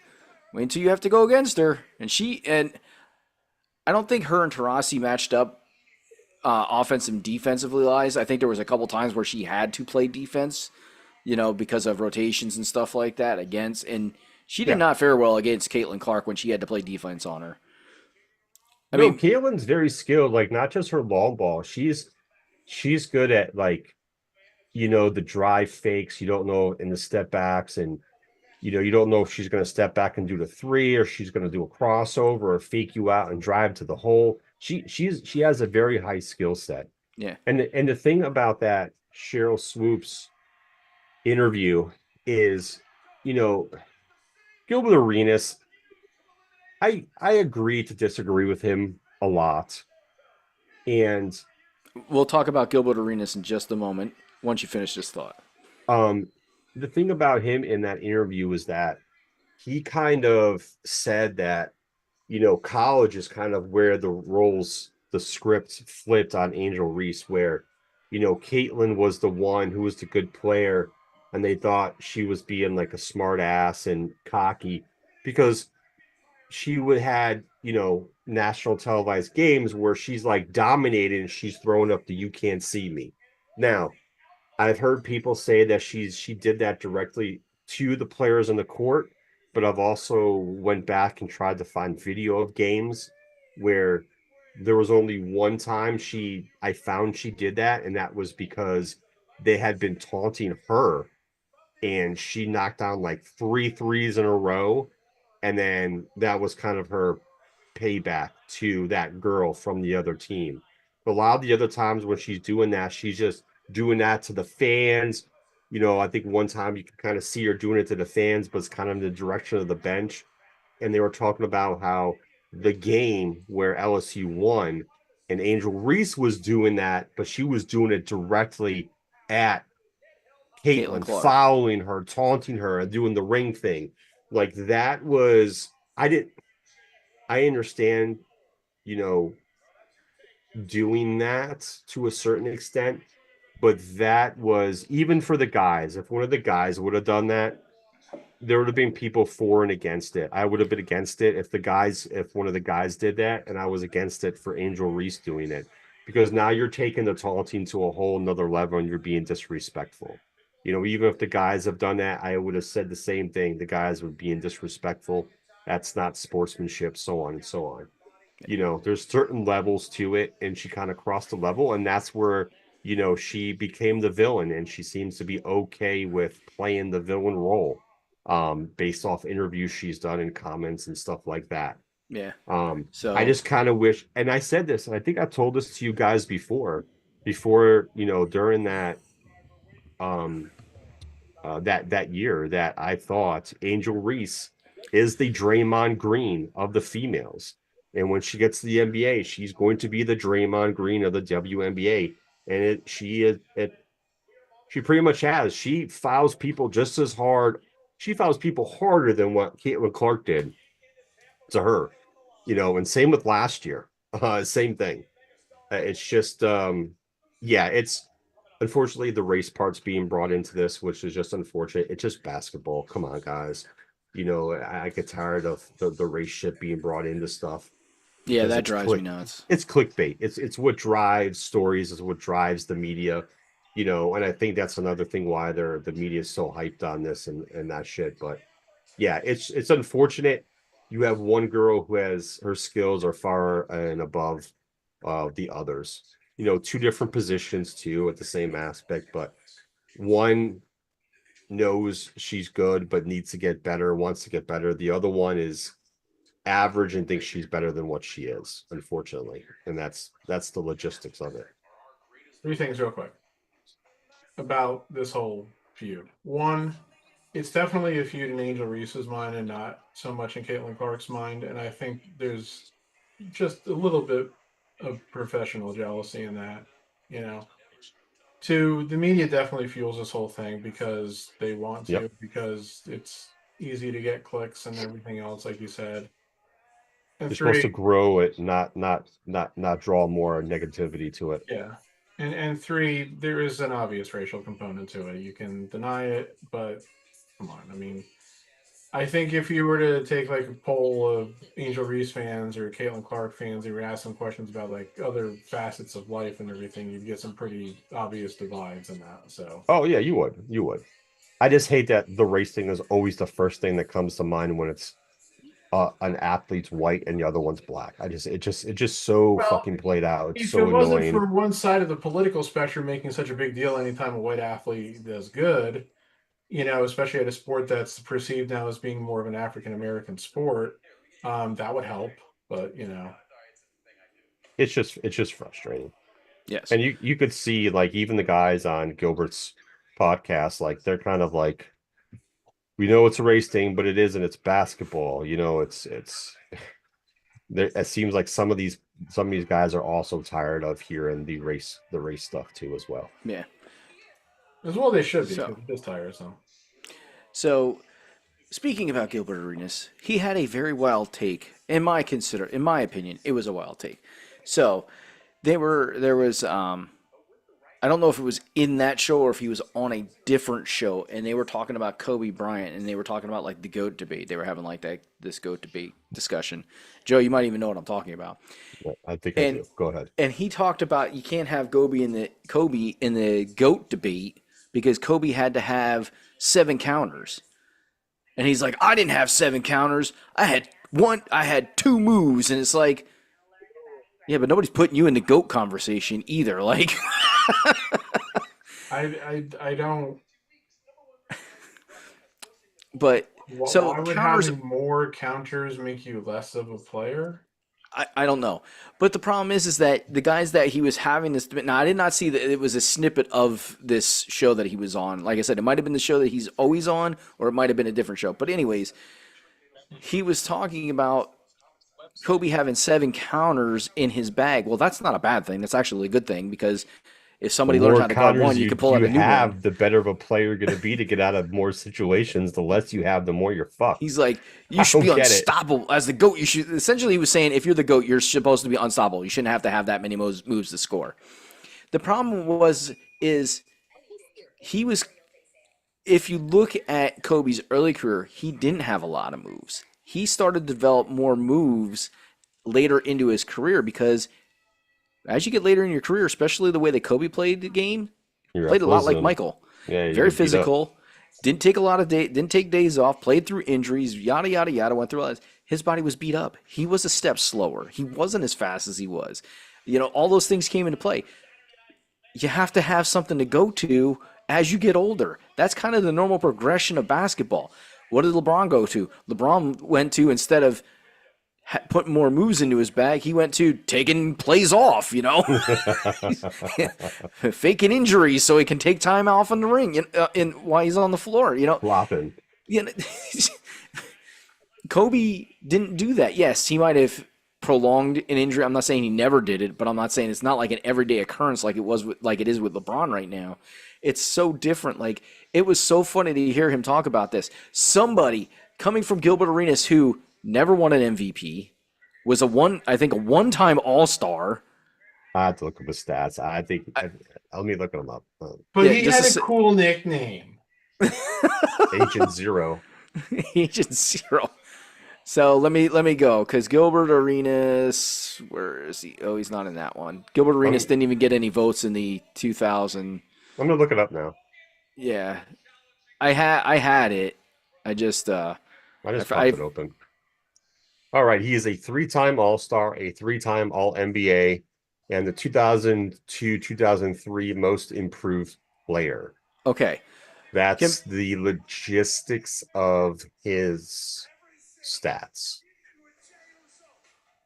Well, as far as most improved player, he was in the MVP voting twice, once in 2004, 2005. He came in 12th place in MVP voting. And in 2006, 2007, he came in 8th in MVP voting. Yeah. So now here's Kobe's stats compared to Gilbert Arenas. And he wants to say that he was, in his mind, evidently, he thinks he was more dominant than Kobe. So Kobe was an 18-time All-Star, 5-time NBA champion, Rookie of the Year in 96-97, 4-time All-Star MVP, 2-time Finals MVP, 2-time scoring champ, 15-time All-NBA, 12-time All-Defense, 2008 MVP, 2007 8 MVP, and is ranked in the 75 anniversary team. Okay. He played less seasons than Michael Jordan.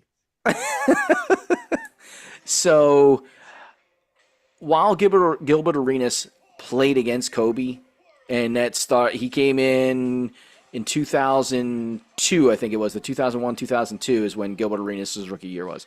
So He came in a couple years after Kobe. So they had essentially the heart of their career against each other. But they didn't play on consistently against each other.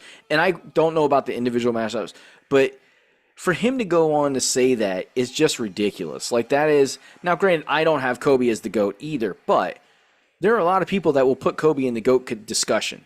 And for good reason. Like, he has the stats and the accolades to back it up. Yeah, I don't have an issue when people put Kobe in the GOAT debate, and I have no issue when people don't. Unfortunately for me, I don't. And just due to the fact because he was a Jordan emulator. So yes, his game was a lot like Jordan's. Look who he learned from. So it's kind of like, yeah, there's things he did that Jordan didn't do, as far as game wise. Each individual is their own individual, so they have the individual stuff. But with that being said, I'm not opposed to putting him in there. I just don't, because he's the Jordan emulator in regards to that. Just like, to me, LeBron James is the Magic Johnson emulator, to be honest with you, realistically, in regards to that as well. So yeah, it's hard for me with Gilbert, because I do agree to disagree with him a lot. Sometimes his takes, I think, are really spot on, and there's other times I listen to him and I'm like, what the fuck did you smoke before you came on this show? Like, I'm baffled. And some of the guys he has on his podcast too, nothing against them, because I sometimes with them too, I agree to disagree with them a lot of the times. It's hard. Because one of the guys is like really young, the other guy's older. And it's kind of like the younger guys that just don't, they just don't understand and grasp the concept of the 80s, 90s, and the early 2000s, because some of those guys were born in the late 90s and born in the early 2000s. So, they're of the early 20s, mid 20s now. So they don't, what do they really see? They're seeing highlights, Highlight reels. So it's a tad bit different. So that's where it frustrates me with people of a certain age in regards to basketball. Like I didn't realize how good Detlef Schrempf was. Oh, Or Schrempf. Dude was fantastic. The dunking Dutchman. Yeah, that dude was really good. Underestimated. That's why I hate when people talk about the 80s and 90s being, the 80s being plumbers and the 90s being whatever terminology they use. I just very disrespectful. Now, I'm not going to say the 60s, you could probably say some of those guys were plumbers because the NBA was not a full-time job. They had other 60s jobs. I would probably like 50s and 60s. I mean, that's a little bit different. But once the 70s came around, like that was and it actually became a profession, not just like I feel like the 50s and the 60s it was more not necessarily a hobby, but it wasn't like your profession. It's a pro league, but it's kind of like back in the day football. The NFL. They played their games, but then the guys were working for steel factories. plant. They were working in a steel plant. That's why they had this name, the Steelers, because all the guys worked at the local steel plant.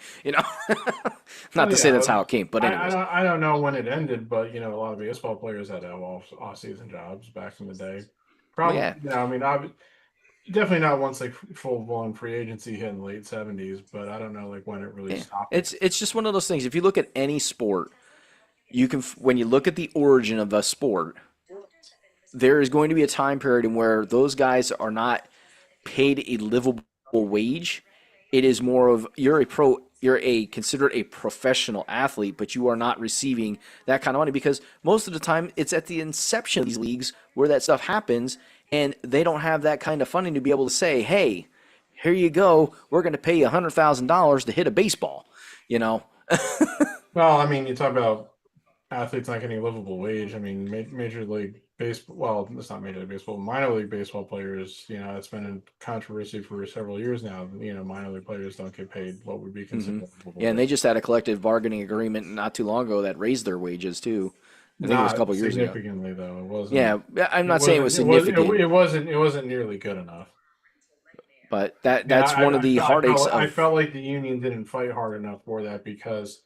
You have to be in the majors for so long before you become a member of the union. So it's like, just because they're potential future union members, but a lot of them won't ever be. So we're not going to fight that hard for them. Yeah, and it's tough. I'll say this, not to say they're not deserving of a better wage. Okay, I don't want to put that out there and say they're not, but you also have to look at it from the end of the owners of these organizations too, because while they are franchises essentially of the major. Phillies or the Mets or the Yankees, whatever they may be. Yeah, they're not owned by the parent team in most cases. What's that? They're not owned by the parent team in most cases. They are independent of them, and they have to essentially earn enough money at, like, let's just take the Iron Pigs for the Phillies. If they don't bring in enough revenue to be able to play the players, well, you can't give them $70,000 contracts each across the board if they're not bringing enough revenue to pay those contracts. Yep. Like there's a little bit of give and take in that just because minor league teams do not usually bring in a huge revenue. Some better than others, but most are not bringing in a huge revenue. Yeah. In that sense. There is a solution to that problem though, of course. Like if you're the owner of a minor league team and you feel like the team isn't making enough money or for you or whatever. There's a solution to that. Sell the team. Yeah, you could easily sell the team, yes. I mean, Coca-Cola Park the Iron Pigs was in danger of not being in existence within the next year or so because they needed to make millions upon millions of dollars of upgrades to their facility to meet the I don't know if it was a contractual agreement or what it was, but some kind of reason. It was some kind of standard that was put into place, I think, by Major League Baseball. That like minor league parks need to be of a certain compliance and like have certain capabilities for the players and stuff like this. And Coca-Cola Park was falling short of that, which. Yeah. So luckily, the Iron Pigs were able to raise enough money Yeah, because Because otherwise, the owner of the organization of the Iron Pigs, had to pay his fair share, but then the rest had to come from fundraising and stuff like that. And luckily, they were able to raise enough funds, and I'm glad they did because while they may not sell out a lot of games, people go there on a consistent basis. There is Yeah, enough people going I've been there. there a few times. I've always enjoyed my experience there. I think it's a very nice stadium for especially for a AAA team. Yeah, absolutely. It's always come off as being fan friendly. So, Yeah, it's giving my dad a place to work in his retired age where he enjoys doing. what does he do there? He is an usher. That's what I thought. Yeah. I mean, what's interesting, I guess you could say. Yeah, so it was like the Iron Pigs had to make all those upgrades to the stadium again because it was like a mandate by Major League Baseball to fit all these compliance things. Meanwhile, I just saw a story. I guess it actually broke first late last year, but I didn't recall seeing it. I saw something about it on Facebook today, and at first it read to me like satire, so I had to go look up to see that it is in fact true. The Cardinals are apparently wanting to do $5 billion worth of renovations to Busch Stadium. 5 billion, not million, billion. 5 billion, and What the hell did they need to do? they're seeking like $500 to $600 million in public funds for this. Now you might ask, well, what's the problem with that? Blah blah blah and everything. My problem with that is that Busch Stadium, or sometimes known also as Busch Stadium 3, because it's the third stadium to bear the name Busch Stadium and everything, is still less than 20 years old. Why do you need $5 billion of renovations to it? That's a lot of money for renovations. I mean, that's a lot. That's like you could build a whole new stadium with, well, maybe not a whole new stadium, but Yes, pretty you could damn build a whole close. new stadium for $5 billion. It's like, that's just astronomical I don't think and asinine. I don't think the current Yankee Stadium costs $5 billion. Now, yes, it was built a decade and a half ago, but still, I don't think it costs $5 billion. So I'm just like, I do not understand why in the hell $5 billion worth of renovations are needed. It's like, do you need to add that many luxury boxes? I don't get it. Yeah, And again, something seems a little off with and the that. fact again that you're seeking public money for it then too is. Yeah, I don't. What the? I would love. I'm now intrigued to see what the renovations that they want to do are. Like, I'd love to see their proposed renovations that cost that much. I'm just going to assume that it mostly involves adding luxury boxes. Shit for like rich people. So So, just for anybody that's rich out there watching this, our friend Darth Pat has a problem with you. well, it's what Aerosmith said about 30 years ago. Eat the rich. Eat the rich. There's only one thing they good for. Eat the rich. I'm just kidding. None of us have a problem with you, but it's interesting. No, I definitely have a problem with rich people. Okay. All right, you said it, not me. All right. At least this time. I've said that for years. All right, if you ever saw the movie Chinatown, there's one of the big climactic scenes in the movie is when Jack Nicholson confronts the villain in the movie, and he just says, how much are you worth? And the villain replies, I have no idea. How much do you want? He's like, no. I just want to know, how much better can you eat? What can you buy that you can't already afford?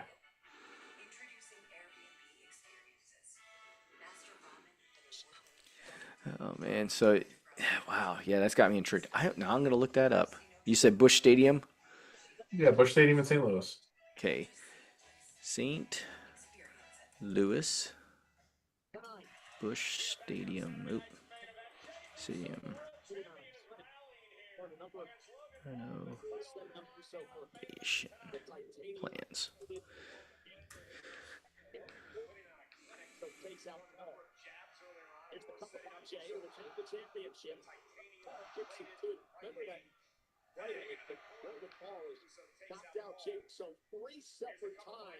All right. All right. Load, you dirty. There we go. Let's see. Let's see if this article tells me anything.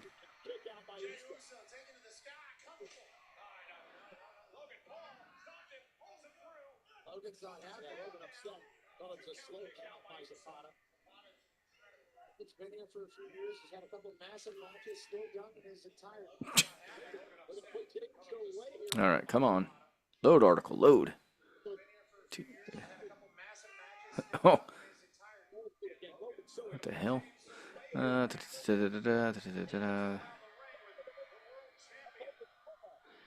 reading here, which opened in 2006. Yep, stadium opened in 2006. Yeah, it's just 20 years old, coming up on it.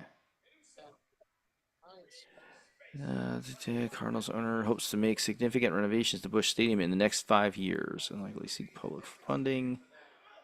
$500 million. Yeah, that's what they're seeking in public money.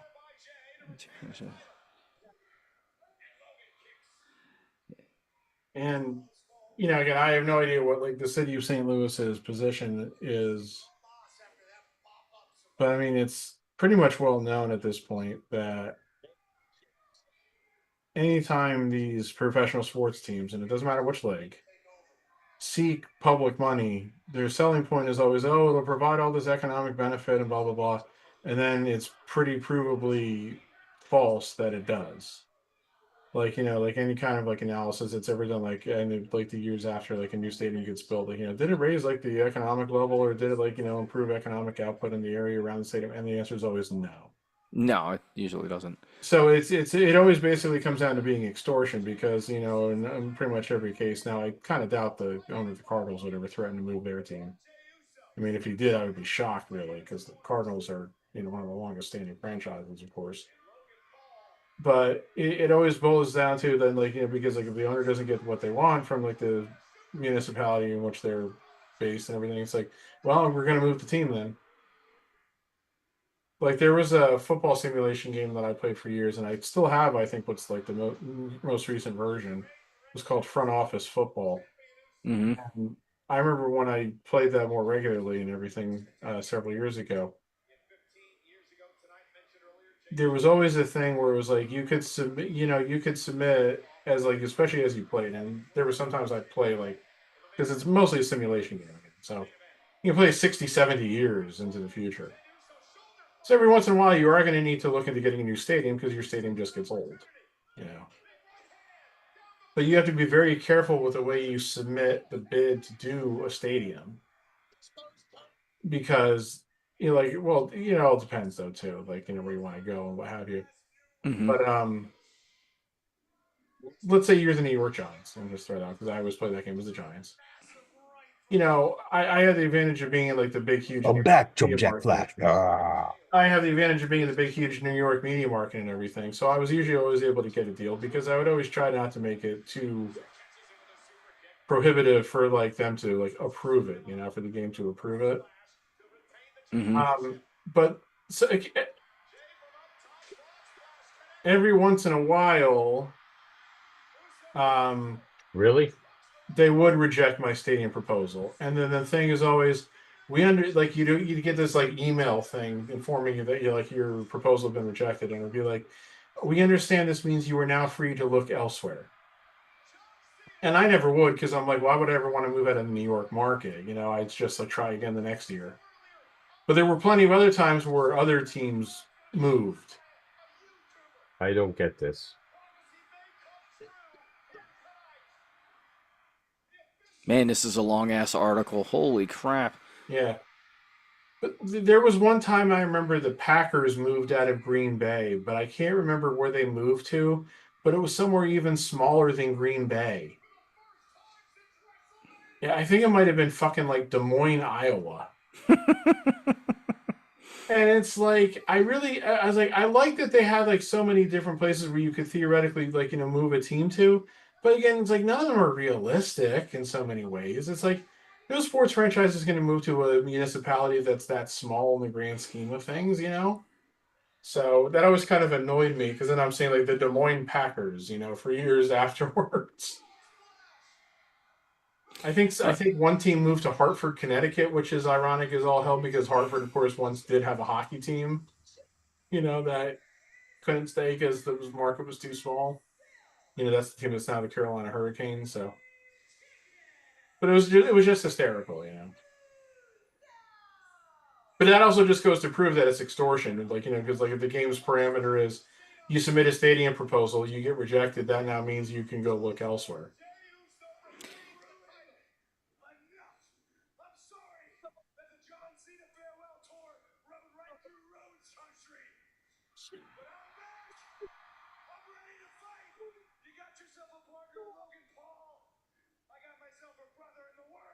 Okay.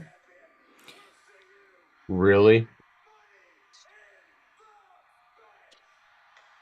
Wow. So that's gonna be a Money in the Bank match. I mean, I have been Interesting. wondering when exactly Cody was going to come back. I'm honestly surprised it was now. Oh, Well, at least they did something different this evening. yes. This actually felt like an episode that you needed to see because it was a little bit. I mean, while like there weren't any title changes or anything, there was stuff that happened this time. Yes, I agree. Definitely. Cody comes back, Bronson Reed comes back. Yeah. Some stuff did happen. So we'll see. It seems like I had a feeling, we're going to run this back with Cody and Cena. So it definitely seems like this is where we're going with this. So we'll see how that plays out. But when are they going to draft? Yeah, okay. You know what? I would not be surprised if they don't. I'm really honest. I would not be surprised if they don't. I think it might be something where they move a couple guys and say they were free agents and they signed with the other brands. I'm not sure if we're really going to get it. To be honest with you, I'm tired of the draft. Just my opinion. I'm kind of over that at the point. Well, like Jim Cornette always likes to point out, Carmelo Hayes was the number 3 draft pick. Well, that's what happens when you waste people. So there was nothing in the article that I found and no headlines that made any sense to look into the article that actually talked about what the Cardinals are looking to do beyond just like infrastructure stuff. And one thing did say like a possible expansion to their like their what did they define it as? It was the Ballpark Village Phase 2, like an expansion of that. So it doesn't sound like they're doing anything that makes any sense that would cost $5 billion to a stadium. Yeah. Well, I mean, I'm not sure where you guys Maybe were. that I had maybe to step that number out was for made a up, but if they're moment, seeking 500 million in public funds, then it's like it can't be incredibly far off. I had to step away for something, but we're talking about stadiums. Yeah, the St. Louis.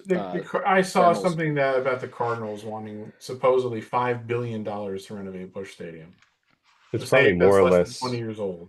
It's probably less more of renovations, upgrades, and kind of building, what some other places are trying to do, like in LA, and kind of what the Cubs kind of did, where they did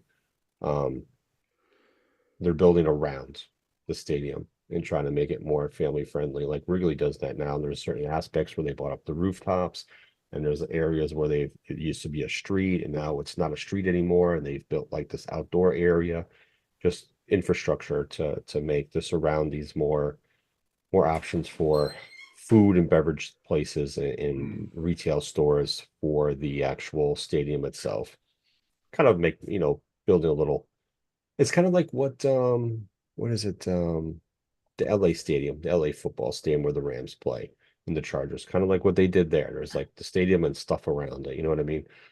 Kind of So like a little. I wonder how many people that's going to displace in some way. Oh dear, we're getting a peace sign. It's kind of like, you bring.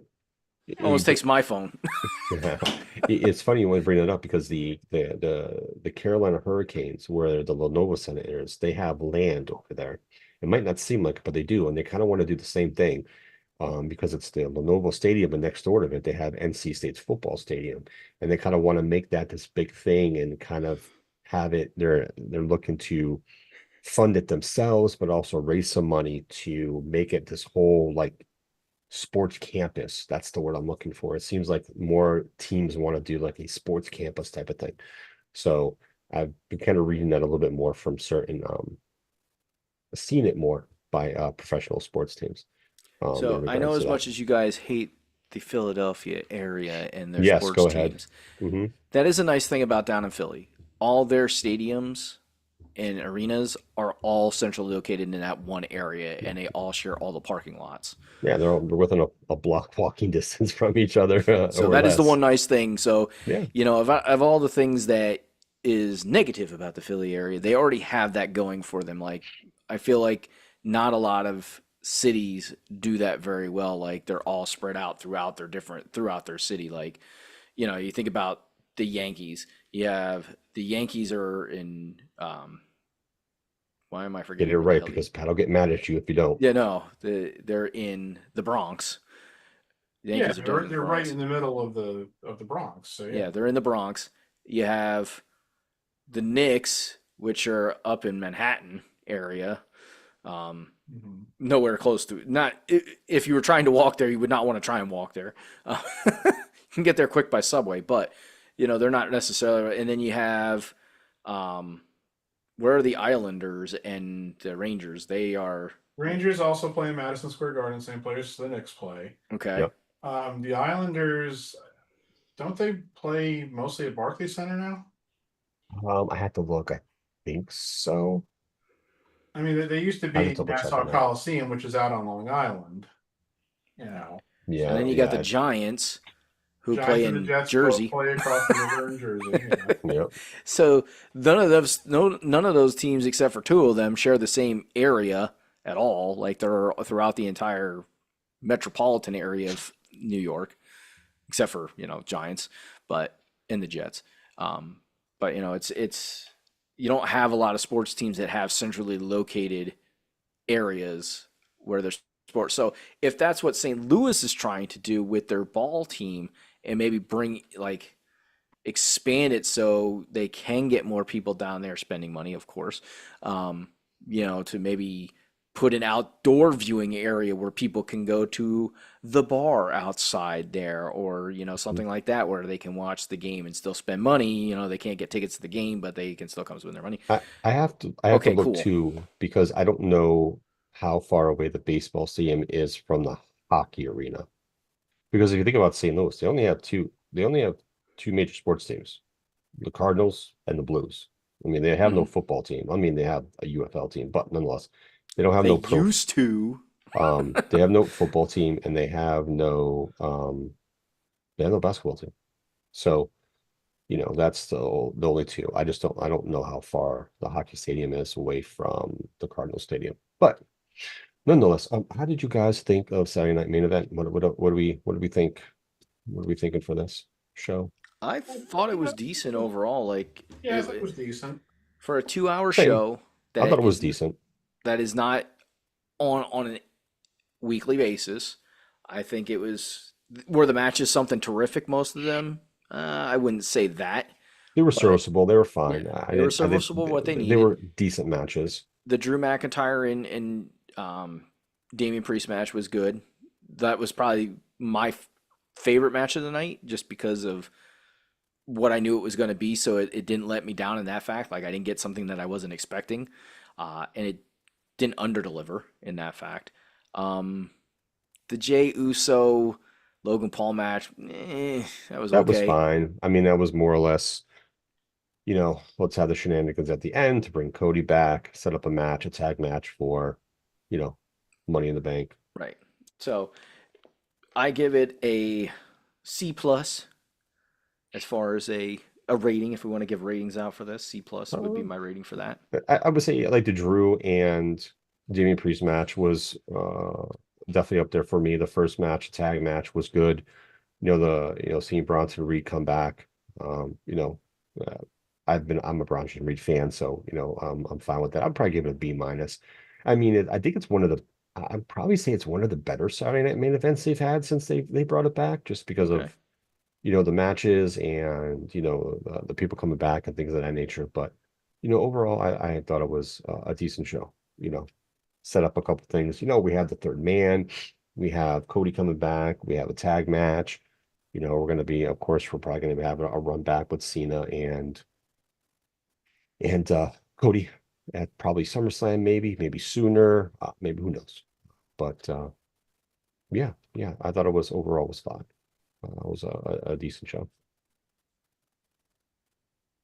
What do you pat? What do you pat? What do you pat? What do you pat? What do you pat? What do you pat? What do you got, Pat? I just want to keep saying your name all over and over again because it's kind of nice. I like the letter P. Ignoramus. See, P is one of my favorite letters in the alphabet for multiple reasons, but you can go ahead and give your take on Saturday Night's Main Event. I give it a B because I mean I didn't think any of the matches were bad really. I thought the show moved pretty decently. Like I said, there were actually some moments you can say like, oh, something happened, for once. Yeah, true. So that was nice. Yeah, nothing special, but again, I guess you can also say I'm grading on a scale because it's not like I expected anything to happen. Like I know R-Truth isn't going to win. We know Logan We're not getting Paul's title gonna- changes Yeah, really for certain we know titles. Logan Paul's not going to win. At some point, yeah, like even if it's like one of the secondary titles, they are going to have to give us a Saturday Night's Main Event where there is a title change. Yes, I agree with you on that one. No, that would be terrible. No, it wouldn't. No, wait, maybe he's right. No title changes on a semi whatever show. I don't even know how often they run it. Once a quarter. A quarterly show. But yeah, overall, I think it was good. It was good. It was decent. It was decent. Yep. All right. And it was a good 2 hours there. Yeah. 2 hours and 18 minutes. So Yeah.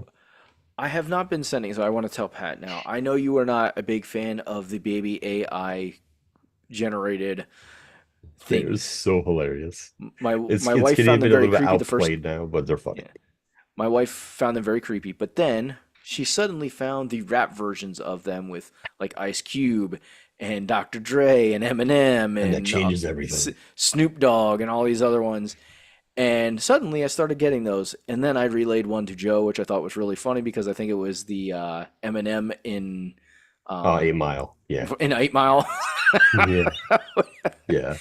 So I was like, so for all our fans out there that have maybe probably seen those on TikTok or any other kind of social media with the reels like Facebook and Instagram reels, if you've enjoyed them, drop us a comment on what like your favorite one that you saw was because they are pretty funny. Dude, I found one and I'm having trouble finding it. It was Ice Cube's It Was a Good Day, where he's chilling in his Impala, right? So there's one where there's like the AI baby of Ice Cube chilling in a big wheels. He's phenomenal. I'm having trouble finding it. I should have saved it or bookmarked it. I forgot. I laughed and kind of went through and I'm like, damn it, I can't find it now. Yeah, it was super hilarious. So funny. So funny. Yeah, and it was funny because the first time I ever saw them, it was like the comedy, like movie and I forget which one it was, but then I saw one with friends in it where they're doing and I thought this one did not make sense because it was the episode where they're moving Ross's couch and he's like, pivot, pivot, pivot. And it didn't make sense because unless you know that, you're not going to understand what they're talking about because they're moving a couch and you have to have the couch in the scene to make it make sense. So I was like, well, this one's like, I'm laughing because I know the scene, but I'm like, this actually is dumb. Like the fact that somebody did this one. For some of them, unless you know what's going on, they kind of like, it's like, it could be like something's missing from it for sure. I remember which one I saw the first time. It was the Tommy Boy. It was Tommy Boy where they're in the hotel and David Spade is knocking on the door, asking him if he wants a mint for his pillow and stuff like that. Yes, I saw that one too. That one's hilarious. So that one's hilarious.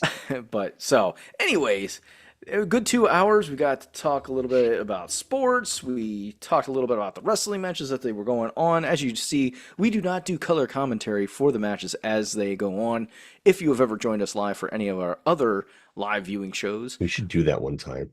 What, do full color commentary on the match as it's happening? Yes, we should do that for. I think Pat would be the only one that ended up talking during that whole entire time. He would just overshadow us and just talk over us like normal, so it's okay. We should do that for like one match, like just like the main event of the next pay-per-view that we do. We should our premium live event, my bad. Okay. But we should do that. That'd be If we hilarious. can keep our attention that long on one subject, I agree. We know. should do that. We should Initially, pick a match.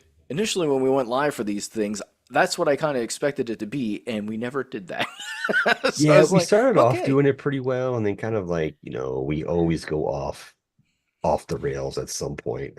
It's like you're essentially watching, even though I would not say any of us have ADD, and it's an unfortunate thing for those people that do because it's hard to focus.